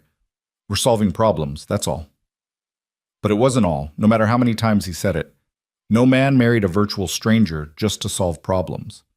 There was something more driving Elias's offer, something he wouldn't or couldn't articulate. Nora could see it in the way he looked at Tommy, the way his expression softened when he thought no one was watching, the way he'd stepped between her and Vincent without a moment's hesitation. He cared. He just didn't know how to admit it. "Still," Nora said softly, "thank you for caring enough to do this. Even if you won't call it that." Elias's jaw tightened, but he didn't deny it. Didn't confirm it either, just nodded and walked away, leaving Nora alone with a dead woman's ring and the weight of a marriage built on everything but love. The day of the wedding dawned gray and cool, autumn asserting itself after weeks of lingering summer heat. Nora woke early, her stomach in knots, and dressed in her only good dress, a simple gray cotton that had seen better days but was at least clean and mended. She looked at herself in the small mirror above the washstand and barely recognized the woman staring back. When she'd married James, she'd been 19 and full of dreams, wearing a white dress her mother had sewn, her hair arranged with real orange blossoms. She'd believed in fairy tales then, in happily ever after, in love conquering all. Now she was 27 and worn down by life, wearing faded gray, about to marry a man who'd made it clear he expected nothing from her beyond her presence. No fairy tale, no happily ever after, just survival, dressed up in legal paperwork. "Mama!" Tommy appeared in the doorway, already dressed in the new clothes Elias had bought him, proper trousers and a button-up shirt. "You look pretty." "Thank you, baby." Nora forced a smile. "You look very handsome." "Are you scared?" The question caught her off guard. What makes you think I'm scared? You're making that face, the one you made when we were walking and you didn't know where we were going, but you pretended you did. Nora's smile became real despite herself. Her son, so observant, so wise beyond his years. She knelt down and pulled him into a hug. Maybe a little scared, she admitted, but it's going to be okay. Mr. Ward is a good man, and this means we get to stay here, safe, together. That's what matters. And he'll be my pa for real? Yes, for real. Good. Tommy hugged her tighter. 'Cause I like him. He's quiet, but he listens when I talk. And he doesn't get angry like Uncle Vincent does. The mention of Vincent sent a chill through Nora.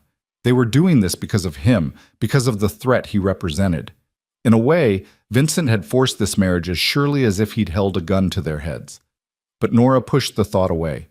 This was her choice, hers and Elias's. Vincent didn't get to taint it.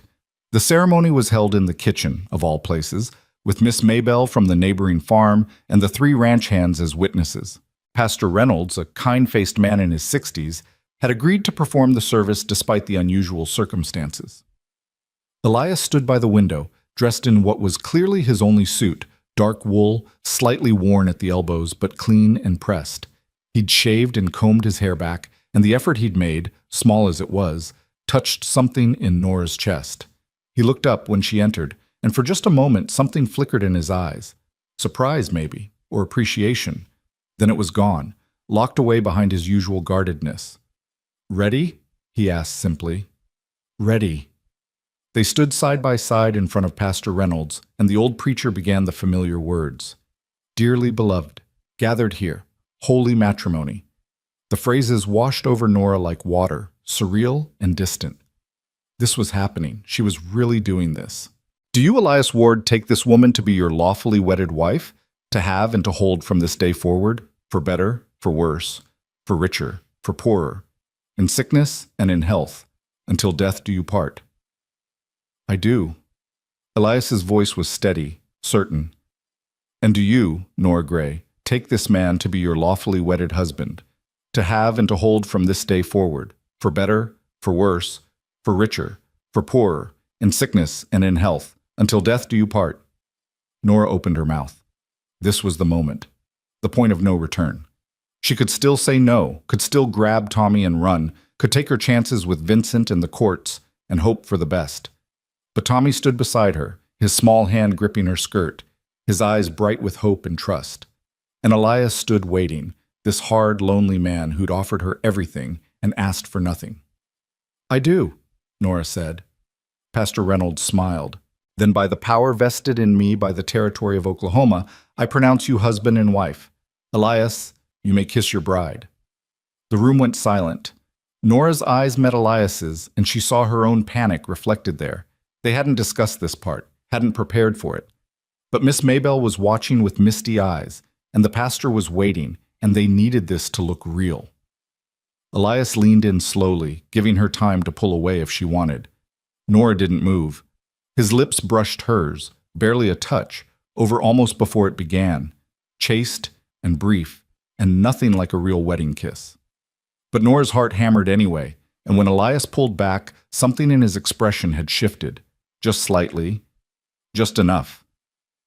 "Congratulations," Pastor Reynolds said warmly, breaking the moment. "May your marriage be blessed with peace and prosperity." The hands cheered. Miss Maybelle dabbed at her eyes. Tommy whooped and threw his arms around both of them at once, creating an awkward 3-way embrace that made everyone laugh. And just like that, it was done. Nora Gray was now Nora Ward, and there was no going back. The celebration, such as it was, consisted of a simple lunch Miss Maybelle had prepared. Cold chicken, fresh bread, and a cake that was slightly lopsided but tasted like heaven. They ate on the porch, the autumn air crisp and clean, and for a little while, it almost felt like a real wedding, like they were a real family, gathering to celebrate a real union. But as the afternoon wore on and the guests departed, reality settled back in. This wasn't a real marriage. It was a legal maneuver. And now they had to figure out how to live with that. That evening, after Tommy was asleep and the house was quiet, Nora sat alone in what was now legally her home, wearing a ring that had belonged to 2 women before her, married to a man she barely knew. She heard Elias's footsteps on the porch. He was preparing to retreat to the barn, as always. But before he could leave, Nora opened the door. "Elias, wait." He turned, his expression wary. "Something wrong?" "No, I wanted to say that I'll try my best to make this work. To be a good wife, even if it's not a traditional marriage. You've given me and Tommy so much. I want you to know I won't take that for granted." Elias studied her for a long moment. Then, quietly, "I don't think you're broken, Nora, and I'd learn to love right if you let me." The words hung in the air, vulnerable and unexpected. Before Nora could respond, before she could process what he'd just admitted, a voice called out from the road, "Well, well, isn't this touching?" Vincent Gray rode into the yard, and he wasn't alone. Behind him were two men, one wearing a badge, the other in a suit that screamed lawyer. "Hope I'm not interrupting the happy couple," Vincent said with false cheer. "But I told you I'd be back. This is Marshal Cooper and Mr. Thornton, my attorney. We've come to serve papers regarding custody of Thomas Gray. Or should I say, Thomas Ward now. Heard about your hasty little wedding. Very convenient timing." The marshal dismounted, looking uncomfortable. "Ma'am, sir, I'm sorry about this, but Mr. Gray has filed a petition with the territorial court. I need to serve you these papers and inform you of a custody hearing scheduled for 2 weeks from now." He held out an official-looking document. Elias took it, his expression carved from stone. "This legal?" he asked the marshal. "Yes, sir. Mr. Gray is the boy's blood uncle and has standing to petition for custody. The judge will hear both sides and make a determination." Vincent's smile was triumphant. "You see, Nora, your little marriage doesn't change anything. I'm still family. I still have rights.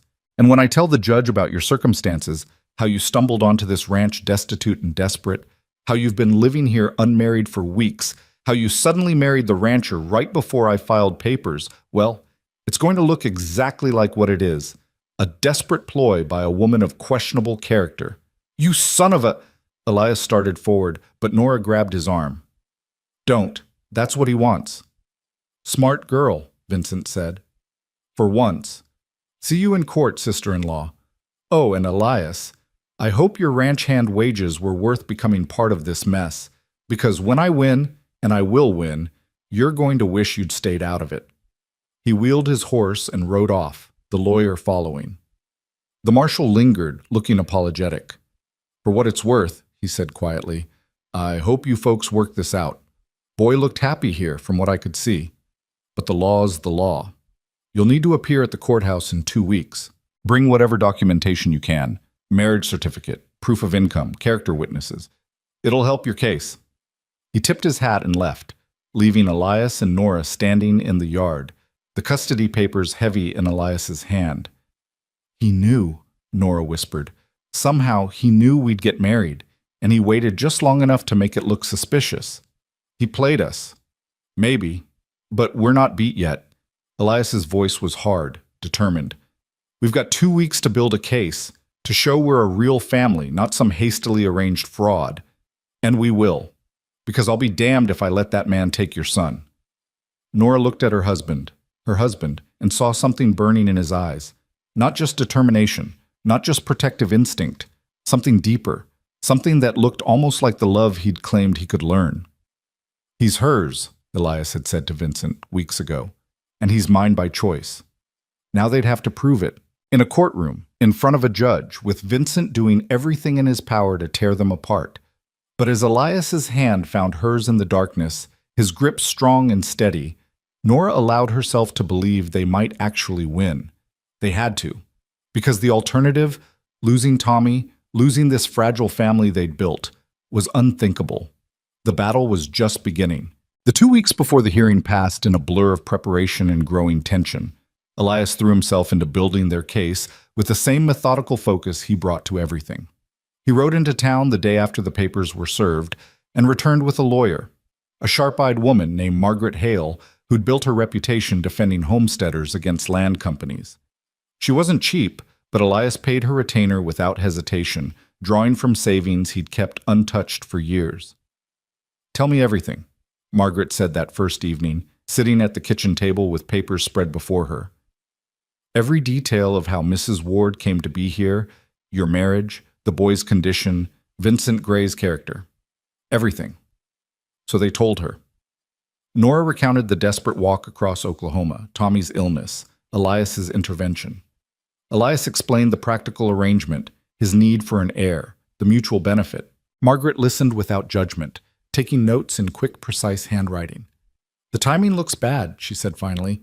"I won't sugarcoat that. Vincent's lawyer will paint this as a fraudulent marriage designed solely to block his custody claim. We need to prove otherwise." "How?" Nora asked, her stomach nodding. "By showing you're a real family. That means documented evidence of cohabitation, joint decisions, shared responsibility for the child. Character witnesses who can testify to your fitness as parents. Financial stability. That works in your favor, Mr. Ward. The ranch is successful and debt-free. But we also need to undermine Vincent's claim that he's acting in the child's best interest." "He's not," Nora said flatly. "He wants control of Tommy's inheritance. James left money for his son's future, and Vincent thinks if he has custody, he can access it." Margaret's expression sharpened. "Can you prove that?" "No, but I know my brother-in-law. He's never shown interest in Tommy before. Never visited, never sent money after James died, never offered help when we were starving on the streets. Now suddenly he wants custody. It's about the money. It has to be. Knowing and proving are different things. But I'll dig into his finances, see if there's evidence of debt or gambling or anything that might suggest financial motivation." Margaret closed her notebook. "In the meantime, you two need to look like a married couple. That means appearing together publicly, being seen as a unit. No more sleeping in the barn, Mr. Ward." Elias's jaw tightened. "That's not—" "We agreed." "I don't care what you agreed. A judge who hears the husband sleeps in the barn will question the legitimacy of this marriage instantly. You need to share a bedroom, or at least appear to. Can you manage that?" The silence stretched uncomfortably. Nora's face burned, but she forced herself to meet Elias's eyes. "We can manage," she said quietly. "If it helps Tommy, we can manage anything." Elias nodded stiffly. "Fine. I'll move my things to the house." After Margaret left, promising to return with more questions and strategy, Nora and Elias stood in the kitchen, avoiding each other's gaze. "I'll take the spare room," Elias said finally. "The one next to yours and Tommy's. Door stays open during the day, so if anyone comes by, they see my things there." "That work?" "That works." Nora's relief was palpable. "Thank you for understanding." "This was always about practicality, Nora. Nothing's changed." But everything had changed, and they both knew it. The marriage that was supposed to be a simple legal arrangement had become a performance, and now they'd have to convince not just a judge, but an entire town that what they had was real. The next morning, Elias moved his belongings from the barn loft to the spare room, a process that took all of 10 minutes since he owned so little. A change of clothes, some books, his shaving kit, the accumulated possessions of a man who'd stopped caring about comfort years ago. Nora helped him make up the bed with fresh linens, hyper-aware of the intimacy of the task. Making a bed for your husband, such a simple, domestic thing. But with Elias, everything felt weighted with significance. "You don't have many things," she observed, smoothing the quilt. "Don't need much. Everyone needs something, something that brings them joy or comfort or, had those things once, didn't do much good when I lost them."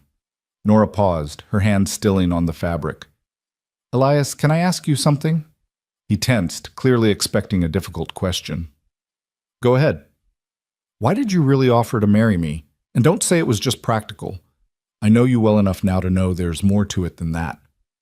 For a long moment she thought he wouldn't answer. He stood at the window looking out at the prairie, his shoulders rigid.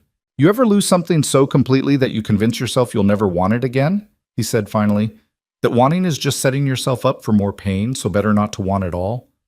"Yes," Nora whispered, thinking of James, of the life they'd planned that ended in 3 days of fever and delirium. "That's where I've been for 5 years. Not wanting, not hoping, just existing." Elias turned to face her, and his expression was raw in a way she'd never seen. "Then you showed up with your boy, half dead and desperate, and something in me, something I thought was gone, woke up. Couldn't let you die, couldn't let you leave, Couldn't stand the thought of you and Tommy out there alone with no protection. So I told myself it was practical, mutual benefit, an arrangement. But it wasn't, Nora said softly. No, it wasn't. His voice was rough. I care about you, both of you. Don't know when it happened or how, but I do. And if we lose this case, if Vincent takes Tommy, it'll break you. And watching you break will break me. So yeah, this marriage is practical, but it's also more. The confession hung between them, vulnerable and terrifying. Nora's heart pounded against her ribs, a storm of emotion she couldn't name rising in her chest. I care about you too, she admitted. I didn't want to, didn't plan to. But you've been kind when you didn't have to be. Patient with Tommy. Protective of us both. That matters, Elias. More than I can say. Caring's not the same as loving. No. But maybe it's enough to start with. Something shifted in Elias's expression. Hope. Fragile and uncertain. Before either could say more, Tommy's voice called from downstairs, breaking the moment. Mama, Mr. Elias, come quick. One of the chickens laid an egg right in front of me. They shared a look that held understanding and possibility, then went downstairs to admire Tommy's discovery. But something had changed between them. Some wall had been breached, some truth acknowledged.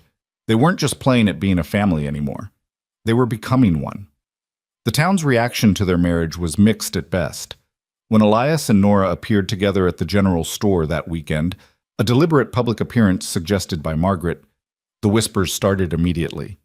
Mrs. Patterson barely concealed her disapproval, though she took their money readily enough. Mrs. Crowley actually sniffed and turned her back when Nora tried to greet her. But there were others, quieter voices, who offered congratulations. Miss Maybelle, who'd witnessed the wedding, spread the word that it had been a lovely ceremony and the couple seemed genuinely happy. The blacksmith, a gruff man named Tomas, who'd done business with Elias for years, shook his hand and wished him well. About time you rejoined the living, Ward, Tomas said. That ranch of yours needs a woman's touch, and the boy there looks like he could use a father.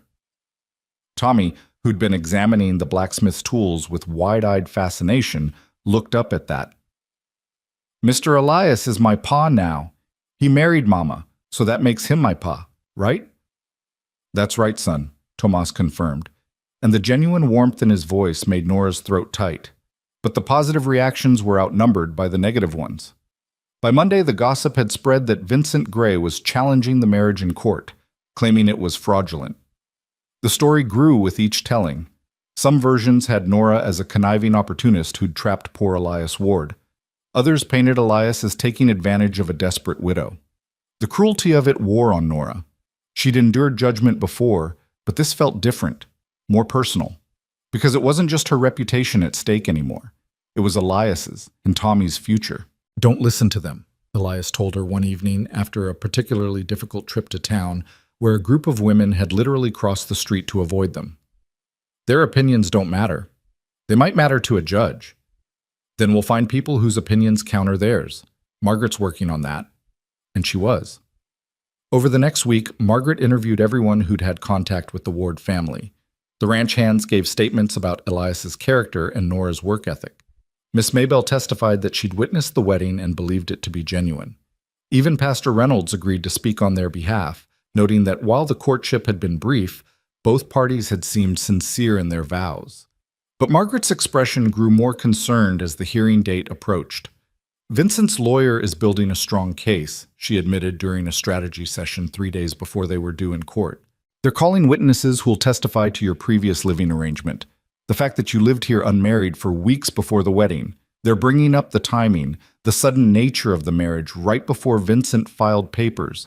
And they're painting Vincent as a stable, established businessman who can provide Thomas with opportunities you can't. What opportunities? Nora demanded. Boarding school where he'll never see me? A cold household where he's just an heir to an inheritance Vincent wants to control? You're preaching to the converted, Mrs. Ward. I believe you, but we need to make the judge believe you. That means we need to prove Vincent's true motivations, and so far, I haven't found concrete evidence. His finances are messy, but not provably corrupt. He has gambling debts, but nothing that directly ties to Thomas's inheritance. So what do we do?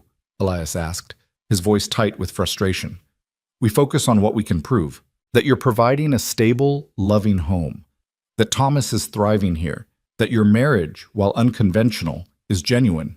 And we hope it's enough. Hope. Such a fragile thing to pin everything on. That night, Nora couldn't sleep. She lay in bed listening to the house settle, to Tommy's soft breathing in the room beside hers, to the creak of floorboards as Elias moved around in his room. The walls between them felt simultaneously too thick and too thin. She must have finally dozed off because she woke to Tommy's scream. Nora bolted upright, her heart hammering. Tommy was sitting up in his small bed, crying, his face flushed with nightmare terror. "Baby, it's okay. Mama's here." "No, he's taking me away. Uncle Vincent is taking me, and you can't stop him, and I don't want to go, Mama. Please don't let him take me." "Shh, shh. You're safe. It was just a dream." Elias appeared in the doorway, hastily dressed, his face creased with concern. "What happened?" "Nightmare," Nora said, cradling Tommy against her chest. "About Vincent. About the hearing." Elias crossed the room in 3 strides and sat on the edge of the bed. Without hesitation, he reached out and placed a large hand on Tommy's small back. "Listen to me, son. Nobody's taking you anywhere. Not Vincent, not anyone. You're staying right here with your mama and with me. That's a promise. But what if the judge says I have to go?" Tommy's voice was muffled against Nora's shoulder. "What if he doesn't believe we're a real family?" "Then we'll make him believe it," Elias said firmly.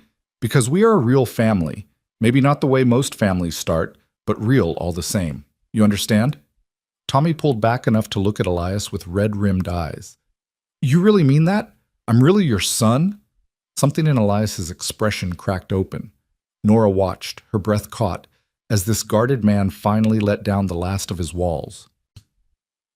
"Yeah," Elias said, his voice rough. "You're really my son. Been thinking of you that way for a while now, even if I didn't say it out loud. And nobody, not Vincent, not a judge, not anyone, is going to change that.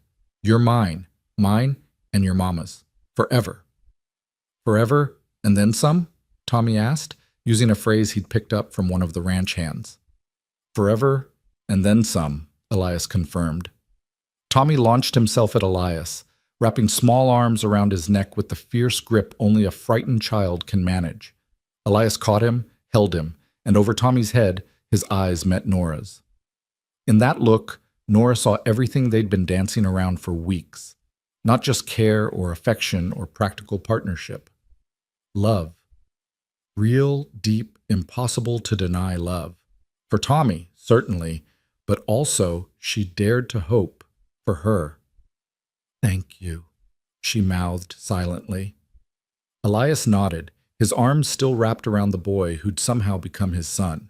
They stayed like that until Tommy's breathing evened out in sleep.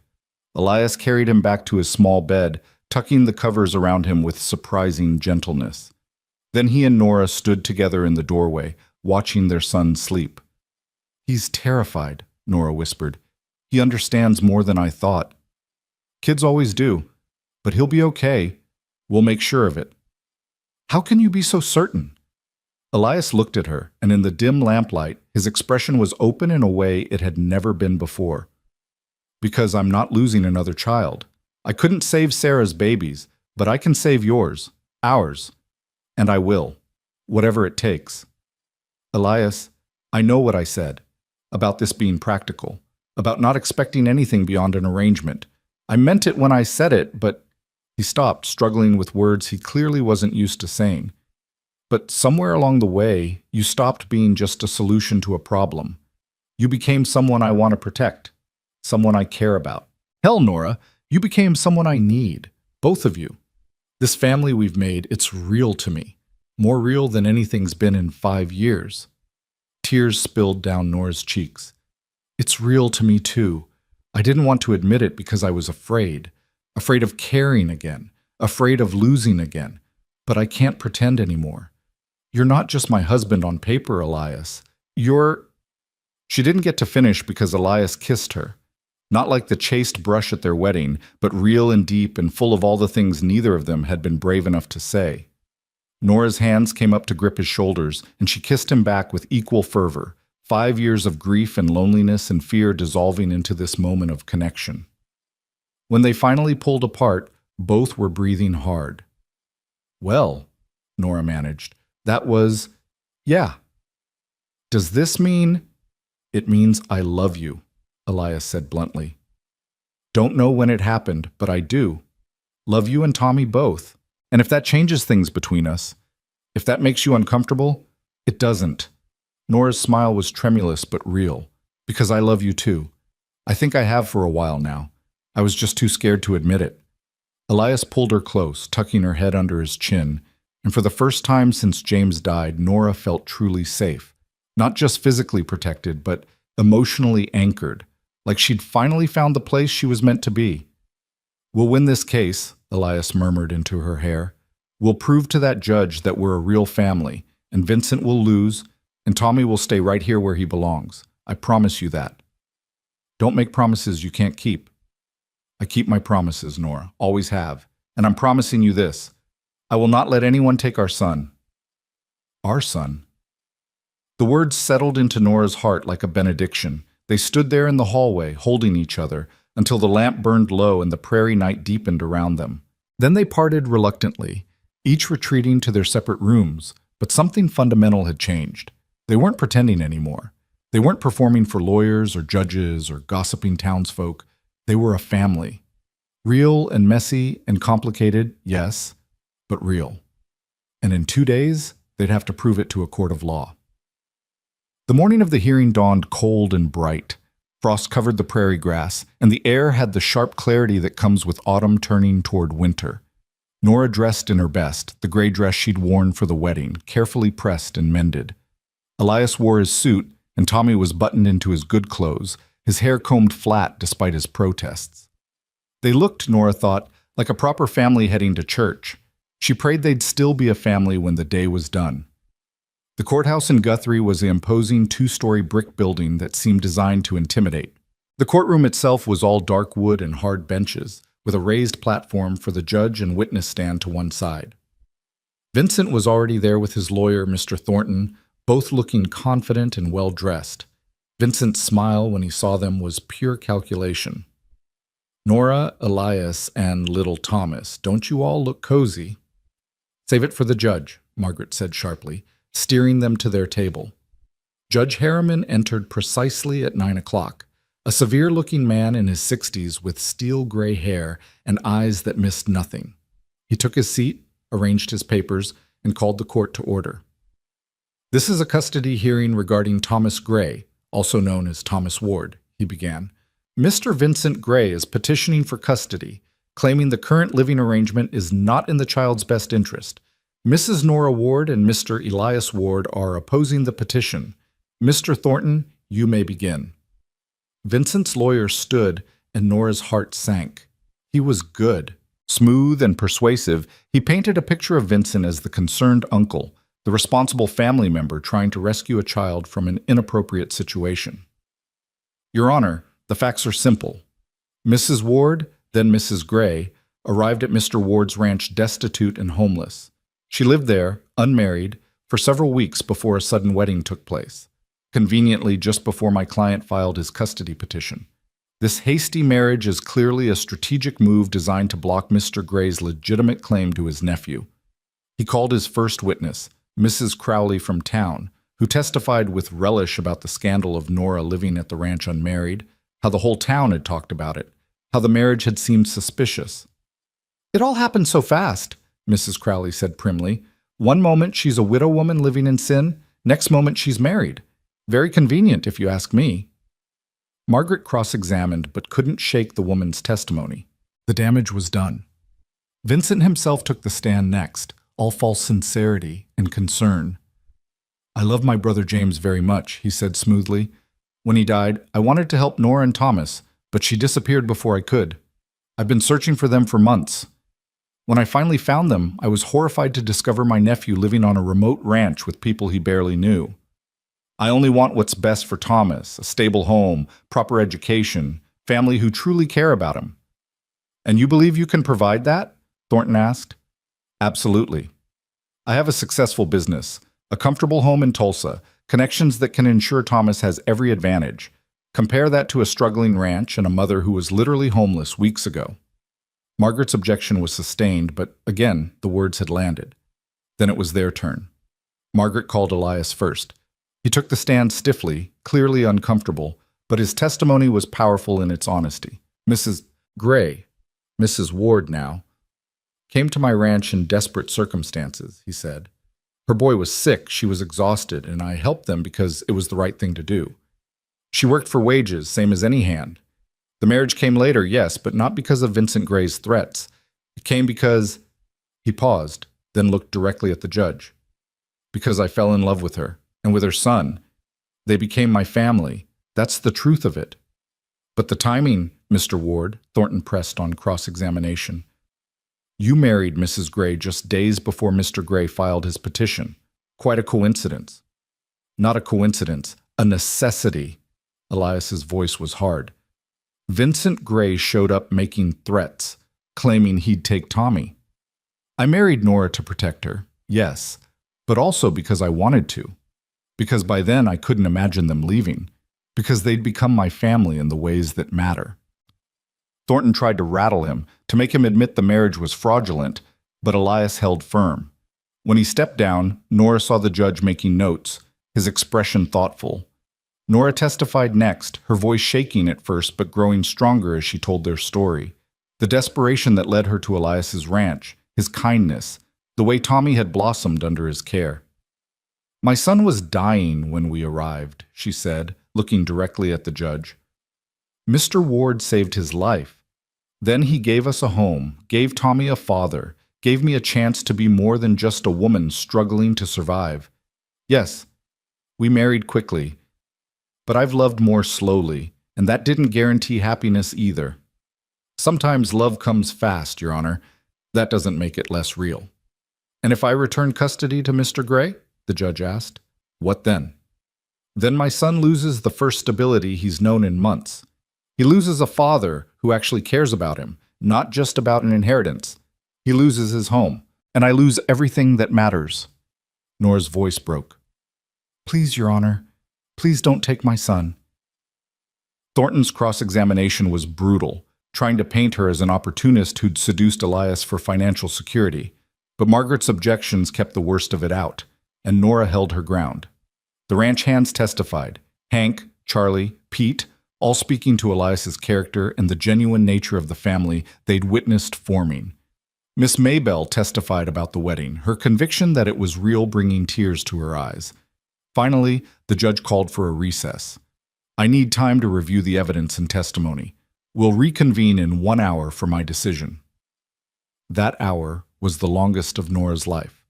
They waited in a small room off the courthouse, Tommy clutching her hand with white-knuckled intensity, Elias pacing like a caged animal, Margaret reviewing her notes for the 100th time. I think it went well, Margaret said, but her tone was uncertain. The judge seemed moved by your testimony, Mrs. Ward, and Mr. Ward's straightforwardness worked in our favor. But Thornton made good points about the timing, and Vincent's financial stability is a real advantage. So you're saying we might lose? Nora could barely force the words out. I'm saying it's not certain either way. We wait and hope. When they were called back, the courtroom felt like a tomb. Judge Harriman took his seat, his expression grave. I've reviewed all testimony and evidence, he began. This is not an easy decision. On one hand, Mr. Gray has legitimate standing as the boy's uncle and undeniable financial resources. On the other, the Wards have provided a stable home and clearly have the child's affection. Nora's fingernails dug into her palms. Please, please. However, the judge continued, I cannot ignore certain facts. The marriage between Mr. and Mrs. Ward occurred with suspicious timing.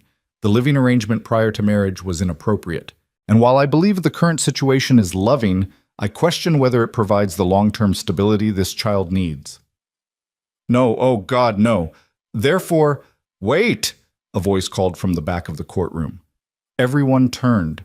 A woman stood there, elderly, well-dressed, with sharp eyes and an imperious bearing. Who are you? Judge Harriman demanded. This is highly irregular. I'm Dorothy Gray, the woman said, walking forward with the aid of a cane. James Gray's mother, Thomas's grandmother, and I have something to say about this custody matter. Vincent went pale. Mother, what are you— Sit down, Vincent. Dorothy's voice cracked like a whip. She approached the bench. Your Honor, I apologize for the interruption, but I've been following this case, and I can't in good conscience remain silent. You may speak, the judge said slowly, but make it brief. Dorothy turned to face the courtroom, her gaze settling on Vincent with withering contempt.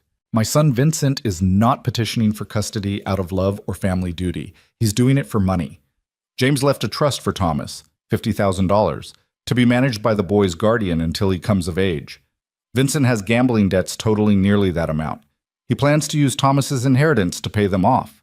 The courtroom erupted. Vincent shot to his feet, his face red. That's a lie! Mother, how dare you! I dare because I have proof. Dorothy pulled papers from her bag. Bank statements showing Vincent's debts, letters from creditors threatening legal action, and this— she held up a document. A letter from Vincent to a business partner, explicitly stating his plan to gain custody of Thomas to access the trust funds.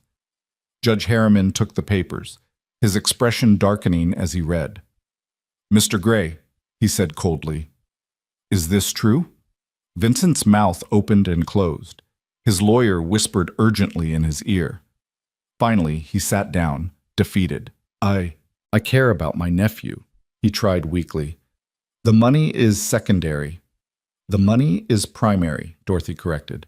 You've never shown interest in Thomas until now, never visited when James was alive, never offered help when Nora and the boy were destitute.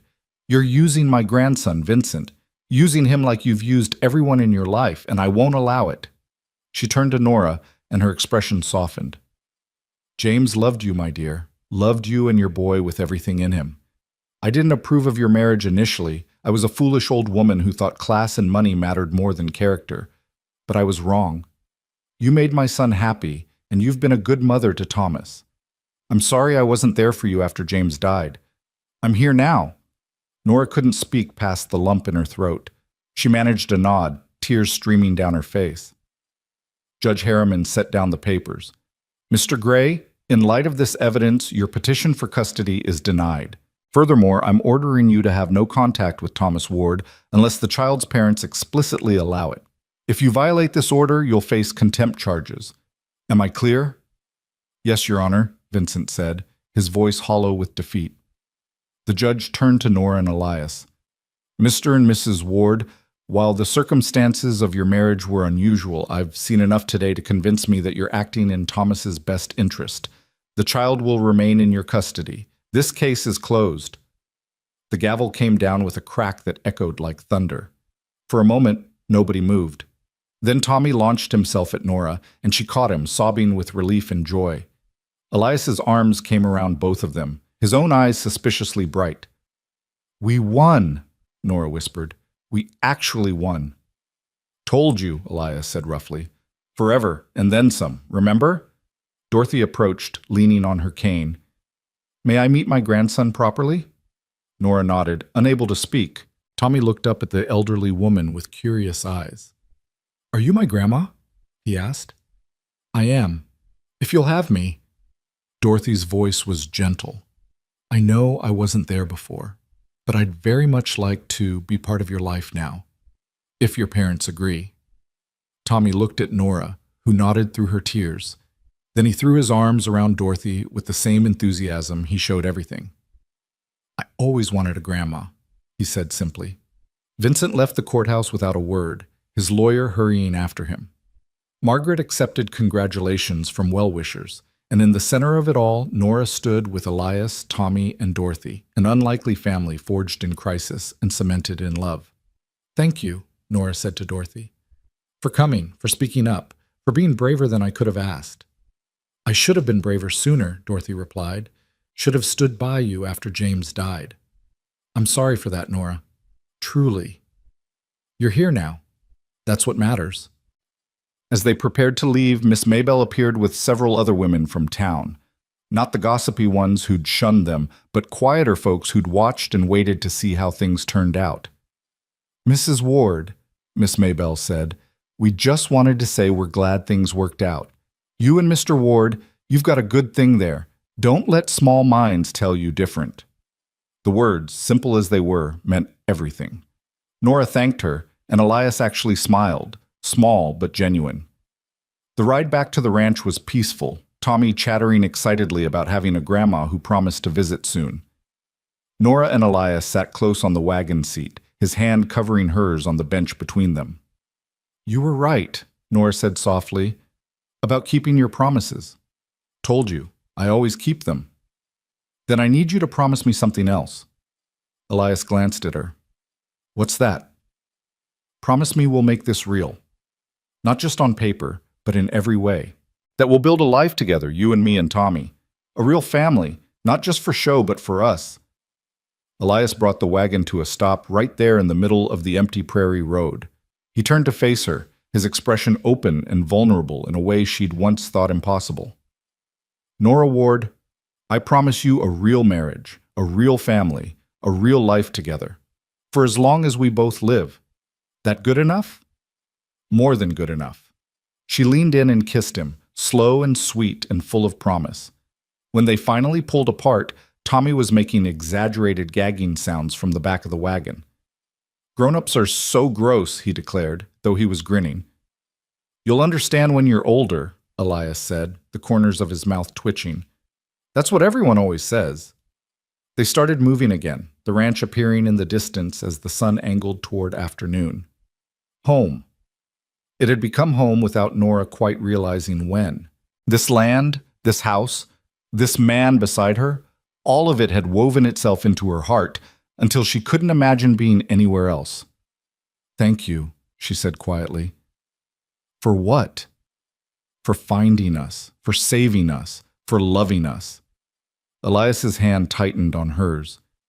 "You saved me too, Nora, brought me back to life when I thought I was done living. That's worth more than you know." As they pulled into the ranch yard, the hands emerged from the barn. Hank, Pete, and Charlie, all grinning and calling congratulations. Miss Maybelle had apparently ridden ahead to spread the word, and now the whole ranch was celebrating. Charlie had even made a cake, lopsided and slightly burnt but made with genuine affection. "Figured if we won, we'd need cake," he explained. "And if we lost, we'd need cake even more." They ate on the porch as the sun set, the autumn air crisp and clean, Tommy sitting in Elias's lap and chattering about everything and nothing. Dorothy had promised to visit in 2 weeks, and Tommy was already planning what he'd show her. When the hands finally retreated to the bunkhouse and Tommy was tucked into bed, exhausted from the day's excitement, Nora and Elias found themselves alone on the porch. The stars were emerging, brilliant in the clear prairie sky, and somewhere in the distance, a coyote called to the rising moon. "Quite a day," Elias said. "Quite a life," Nora corrected. "I never imagined, when I collapsed on your land all those weeks ago, that this is where I'd end up. Happy, safe, loved." "Loved," Elias repeated, testing the word. Then, stronger. "Yeah, loved. By me. Completely." Nora leaned into him, and he wrapped his arm around her, pulling her close.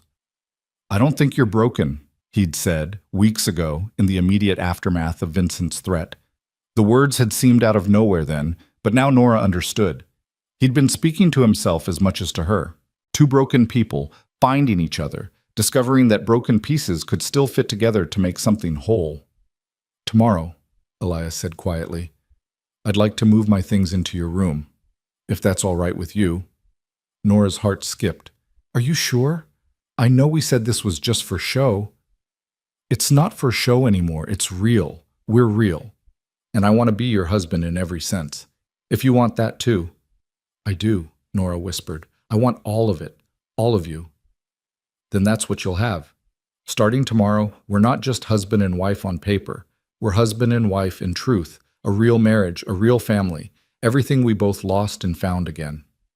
They sat together as the night deepened, two survivors who'd built something beautiful from necessity and need. The road that had brought them here had been hard, marked by loss and grief and desperate choices. But it had led them home, to each other, to a family neither had expected but both had needed more than they'd known. Inside, Tommy slept peacefully, secure in the knowledge that he was loved and safe, that his family was whole and would remain so, that he had a mother who'd fought for him, and a father who'd chosen him, and a grandmother who'd finally found the courage to do right. And on the porch, Nora and Elias Ward held each other under the vast prairie sky, two hearts that had been empty, finally full, ready to face whatever came next. Together. Forever. And then some. The morning after their victory in court, Nora woke to find Elias's side of the bed already empty and cool to the touch. True to his word, he'd moved his belongings into her room the previous evening after they'd said goodnight to Tommy. There had been an awkwardness to it, this crossing of a threshold they'd both been dancing around, but also a rightness.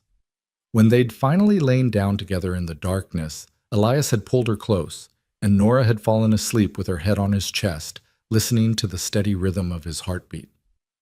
Now, in the gray pre-dawn light, she found him at the kitchen table with a cup of coffee, staring out the window at the awakening prairie. He looked peaceful in a way she'd never seen him. Shoulders relaxed, the constant tension he carried finally eased. "Couldn't sleep?" she asked softly. He turned, and his smile was small but genuine. "Slept better than I have in 5 years, actually. Just woke early out of habit. Didn't want to disturb you." Nora poured herself coffee and joined him. Outside, the sky was beginning to lighten, painting everything in shades of rose and gold. It was going to be a beautiful day. "I keep thinking I'll wake up and find out yesterday was a dream," she admitted. "That we didn't really win, that Tommy's not really safe. It was real. We won. He's safe." Elias reached across the table and took her hand. "And we get to figure out what comes next, together." What came next, as it turned out, was life. Beautiful, ordinary, complicated life. Tommy adjusted to calling Elias Pa with the easy acceptance of childhood. Within days, it was as if there'd never been any other name for the man who taught him to ride, who carved him toys in the evenings, who listened patiently to his endless stream of questions about everything from why cows had 4 stomachs to whether stars were really just holes in the sky letting heaven's light through. "Pa, look what I found," became a constant refrain. Tommy dragging Elias over to examine interesting rocks, unusual bugs, a bird's nest that had fallen from a tree. And Elias, who'd spent 5 years speaking as little as possible, found himself explaining the world to a curious 4-year-old with something approaching joy. Nora watched these interactions with a fullness in her chest that sometimes made it hard to breathe. This was what she'd wanted for Tommy, a father who was present, engaged, loving. She'd never imagined finding it in a silent rancher who'd been more ghost than man when they first met. The ranch hands noticed the change too. Hank cornered Nora one afternoon while she was hanging laundry. "Don't know what you did to the boss, ma'am, but he's a different man. Smiled yesterday. Actually smiled, not just that thing he does with his mouth when he's being polite. Haven't seen that since Miss Sarah was alive." "I think we saved each other," Nora said simply. "He gave us a home, and we gave him a reason to live in it. Well, whatever it is, keep doing it. Place feels alive again." The town's attitude shifted gradually, like ice melting under a reluctant spring sun. Mrs. Crowley and her ilk still sniffed disapprovingly when Nora passed, but they were outnumbered now by people who'd heard about the court case, who'd seen Vincent Gray exposed as the manipulative fortune hunter he was, who'd witnessed Dorothy Gray publicly embrace her daughter-in-law and grandson. Miss Maybelle became a regular visitor, bringing fresh eggs and gossip in equal measure. She'd taken to Tommy immediately, and the boy had adopted her as a sort of honorary aunt. Other women began following her lead, tentatively at first, then with growing warmth. An invitation to a quilting bee, a friendly wave at church, small gestures that added up to acceptance. "You're one of us now," Miss Maybelle said one afternoon over tea. "A proper rancher's wife. The old biddies can fuss all they want, but facts are facts. You and Elias have something real, and folks can see it." Nora thought about that conversation later, alone in the kitchen while preparing dinner. Something real. Yes, that's exactly what they had. It had started as a transaction, evolved into a strategy, and somehow transformed into genuine partnership, into love. The physical aspect of their marriage had unfolded gradually, naturally, like everything else between them. That first night sharing a bed, they'd simply held each other. The second night, Elias had kissed her goodnight, soft and sweet and full of restrained want. By the end of the first week, the restraint had burned away, replaced by passionate need and tender discovery. Elias was a careful lover, attentive and patient, always making sure Nora was comfortable and willing. There was a vulnerability to him in those intimate moments, a dropping of the walls he kept up for the rest of the world. Sometimes afterward, he'd trace patterns on her skin and talk about Sarah, about the guilt he'd carried for not being able to save her, about how loving Nora felt like both betrayal and redemption. "She'd want you to be happy," Nora would tell him, "to live, not just survive." "I know, doesn't make it less complicated." Love is always complicated, but that doesn't make it wrong. 2 weeks after the hearing, Dorothy Gray arrived for her promised visit. She came in a hired carriage loaded with gifts, toys for Tommy, books for the house, practical items like new linens and kitchen equipment. But more valuable than any material gift was her presence itself, the bridge she was building to the grandson she'd neglected. Tommy took to her immediately, charmed by this grandmother who listened to his stories with genuine interest and didn't talk down to him. Dorothy, for her part, seemed determined to make up for lost time. "He has James's eyes," she said to Nora one evening while Tommy was showing Elias a trick he'd learned with his wooden horse, "and his father's gentle nature. You've done well with him, Nora, despite everything." "I had help," Nora replied, nodding toward Elias. Dorothy followed her gaze. "Yes, Mr. Ward is quite something, isn't he? Not what I would have chosen for you, perhaps, but exactly what you needed. Sometimes life works out better than our careful plans." "I'm learning that." Dorothy stayed for a week, and by the time she left, she'd extracted promises of regular visits and letters. She'd also quietly handed Nora papers related to Tommy's trust fund, properly administered now, safe from Vincent's grasping hands. "James wanted this for his son's education and future," Dorothy explained. "It'll be there when Thomas needs it. In the meantime, I've arranged for a small monthly allowance to help with expenses. Not charity," she added quickly when Nora started to protest. "Investment in my grandson's well-being. Please accept it." Nora did, touched by the gesture and the implicit acknowledgement that while Elias could provide for them, every little bit helped a growing family. As autumn deepened into winter, the ranch settled into new rhythms. Morning chores done together, Tommy helping, with enthusiasm, if not efficiency. Midday meals with the hands, the kitchen filled with warmth and conversation. Evenings in the parlor, Elias working on ranch accounts while Nora mended or read, Tommy playing on the floor until he fell asleep and had to be carried to bed. These were the moments Nora treasured most, the quiet, ordinary ones that made up a life. Nothing dramatic or exciting, just the steady accumulation of days lived together. Shared glances across the dinner table, Elias's hand finding hers while they sat on the porch, Tommy's laughter echoing through the house. But not everything was peaceful. Winter brought its own challenges. In late November, a storm rolled in with unexpected fury, bringing snow and wind that howled like demons around the house. The cattle had to be moved to shelter, the horses secured in the barn. Elias and the hands worked around the clock, and Nora kept coffee and food coming, knowing the men needed fuel to work in such brutal conditions. On the second night of the storm, Elias came in half frozen, his face gray with exhaustion. Nora had hot water ready, strong coffee, a plate of stew that he ate mechanically while she removed his boots. "Lost 3 head," he said flatly. "Found them too late. The cold got them." "I'm sorry." Nora knelt before him, rubbing feeling back into his feet. "How are the others?" "Safe now, but if this keeps up—" He stopped, his jaw tight with worry. "It won't. Storm will break tomorrow, you'll see." "You a fortune teller now?" "No, just stubborn.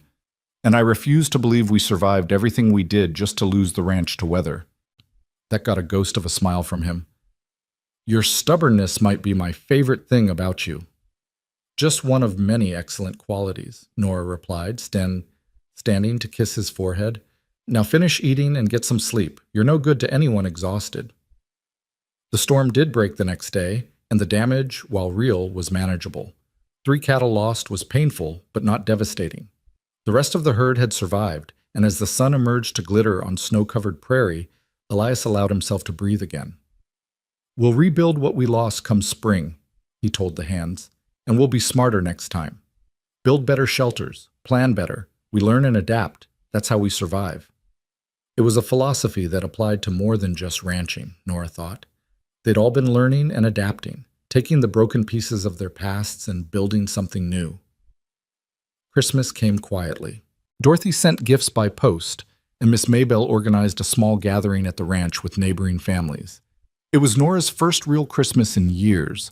The previous one had been marked by fresh grief and desperate poverty. Now she had a home decorated with pine boughs, a tree that Tommy had helped choose and decorate, and more food than they could possibly eat. Elias gave Tommy a leather holster with a wooden gun he'd carved himself, child-sized and perfect for the boys' endless games of cowboys and outlaws. He gave Nora a cameo brooch that had belonged to his mother, presented awkwardly but with clear intention. "Figure you should have something that's just yours," he said. "Something that says you belong to this family, this place." Nora's gift to him was simpler but just as meaningful. A photograph of the three of them, taken by a traveling photographer who'd come through town the previous month. In the image, Elias stood with his hand on Tommy's shoulder while Nora leaned into his side. They looked, Nora thought, like exactly what they were, a family. Elias stared at the photograph for a long time, his expression working through emotions he couldn't name. Finally, he set it on the mantel, right next to Sarah's picture, not replacing it, but joining it. "Both parts of my life," he said quietly. "Past and present. Grief and joy. I need both to be whole." Nora understood. She still wore James's ring on a chain around her neck, still thought of him with love and sadness. The dead didn't need to be forgotten for the living to be honored. That night, after Tommy was asleep and the house was quiet, Elias and Nora made love slowly, tenderly, and afterward lay tangled together in the darkness. "Never thought I'd have this again," Elias murmured against her hair. "A family, a home that feels alive, someone to wake up to." "Neither did I. Guess we're both lucky. More than lucky. Blessed." It was the first time Nora had heard him use that word, and it filled her with quiet joy. Winter gave way to spring with the usual prairie drama. Sudden thaws followed by late freezes, mud that sucked at boots and wagon wheels, the gradual greening of grass and emergence of wildflowers. The ranch came alive with new calves and foals, and Tommy appointed himself official helper, much to everyone's amusement. In March, Nora realized she'd missed her monthly courses. At first, she told herself it was stress or the change of seasons or any number of things. But when the nausea started and her breasts became tender, she couldn't deny the truth. She was pregnant. The realization filled her with equal parts joy and terror. She'd been pregnant once before, with Tommy, and that pregnancy had been normal and easy. But she'd also watched Sarah's story through Elias's grief-stricken recounting, 2 pregnancies that ended in tragedy, a woman who died trying to bring new life into the world. For 3 days, Nora kept the knowledge to herself, warring with fear and hope. Finally, she told Miss Maybelle, who'd become her closest confidant. "Oh, honey, that's wonderful news," Miss Maybelle exclaimed, then saw Nora's expression. "Unless it's not? Are you not happy?" "I'm terrified," Nora admitted. "What if something goes wrong? What if I can't carry to term? Or if the birth goes badly? Or Elias lost everything the last time. I can't do that to him again." "Now you listen to me."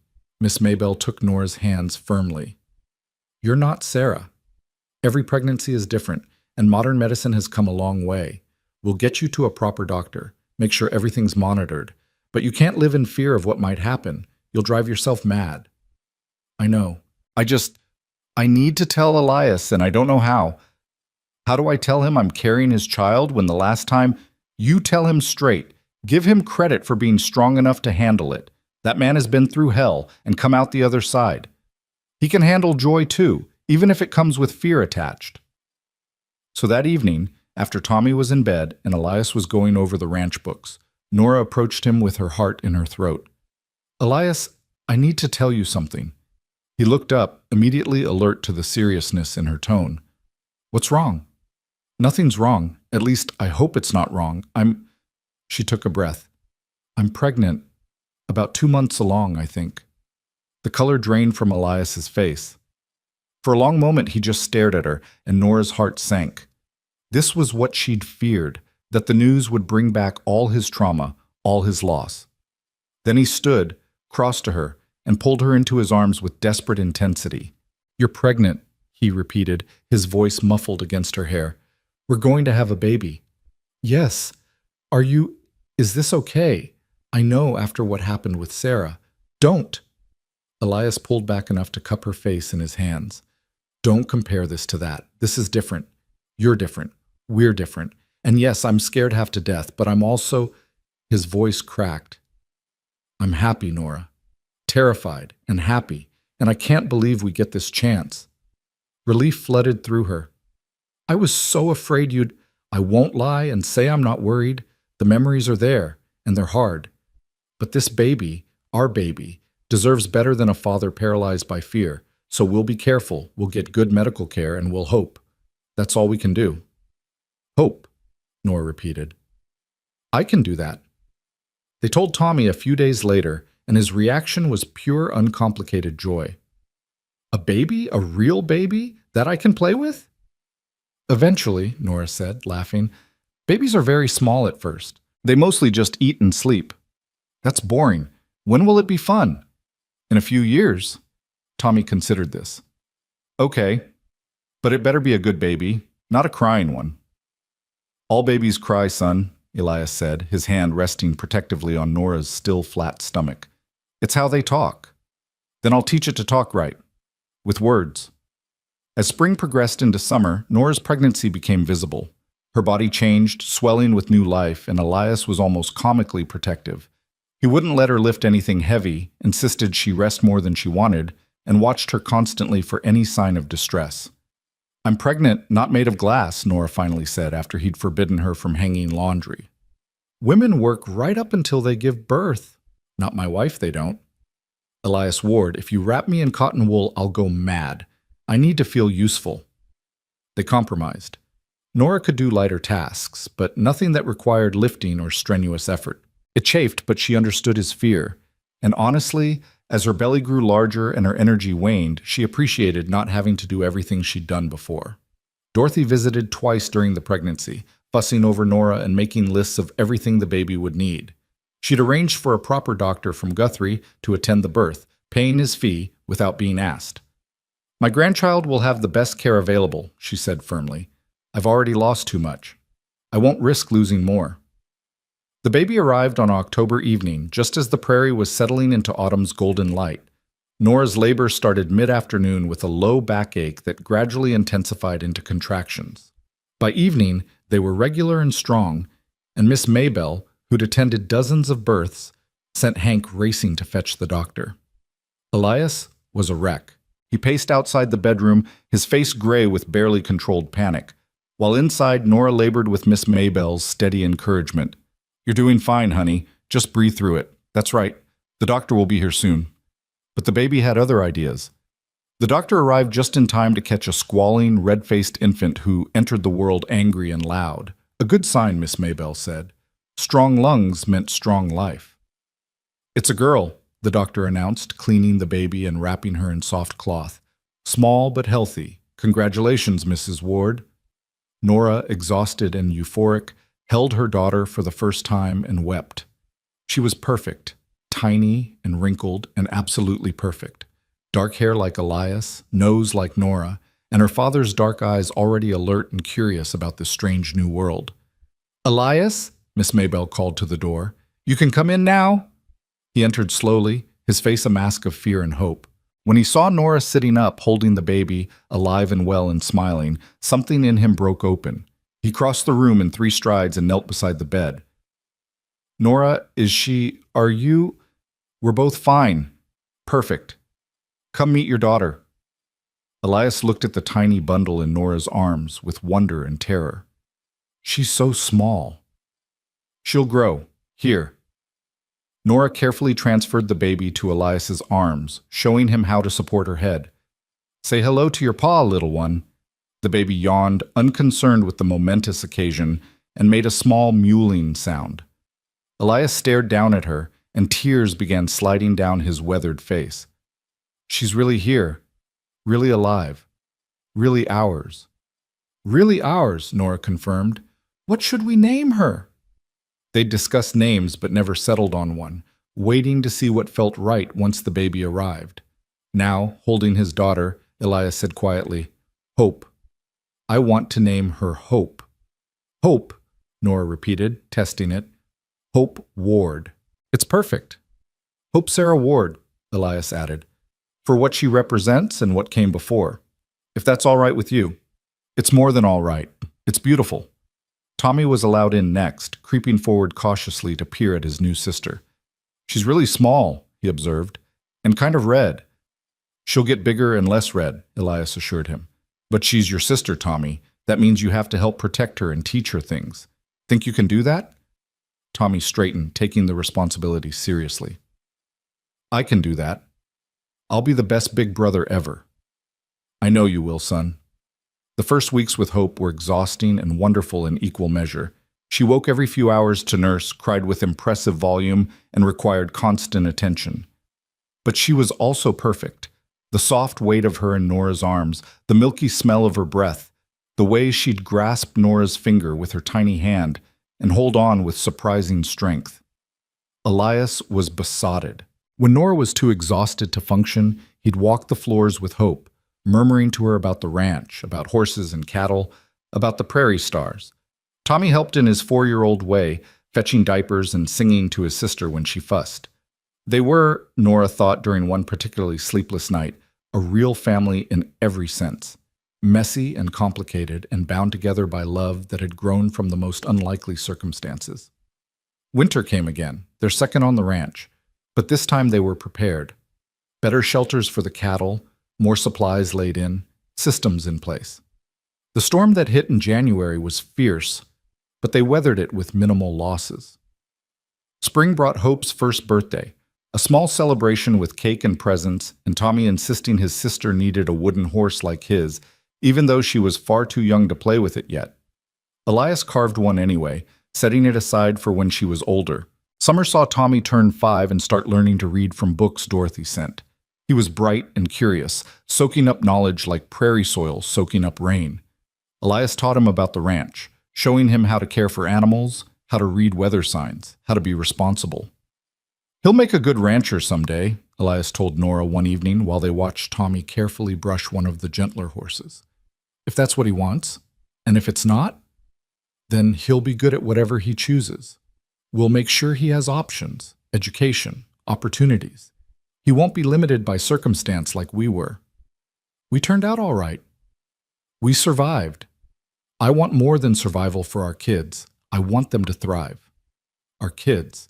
The casual way he said it, including Tommy without distinction from Hope, made Nora's heart swell. That fall, Dorothy moved permanently to a house in Redemption, declaring that she was too old to keep traveling back and forth and she wanted to be close to her grandchildren. Her presence became a regular fixture in their lives. Weekly dinners, impromptu visits, help with the children when Nora and Elias needed it. Never thought I'd end up a frontier grandmother, she said one evening, dandling Hope on her knee while Tommy showed her his latest drawings. But I have to say, I prefer this to Tulsa society. More real, more honest. No regrets about leaving? Nora asked. Only that I didn't do it sooner. Family matters more than status, Nora. Took me too long to learn that, but I learned it. By their second anniversary, life had settled into comfortable patterns. The ranch was thriving, expanded with additional land purchased from a neighbor who decided to move east. The cattle herd had grown to 300 head, requiring 2 additional hands who lived in the expanded bunkhouse. Financially, they were stable, not wealthy, but comfortable enough that Nora no longer worried about where the next meal would come from. Tommy's trust fund sat untouched, growing for his future. Hope was healthy and hitting all her milestones. The house was filled with life and laughter. On their anniversary evening, Elias surprised Nora with a picnic up on the ridge overlooking the ranch. They left the children with Dorothy and rode out together, carrying blankets and food and a bottle of wine Dorothy had gifted them. The view from the ridge was spectacular, miles of prairie stretching in every direction, the ranch buildings small but solid below, cattle dotting the landscape like dark stones. The sun was setting, painting everything in gold and crimson.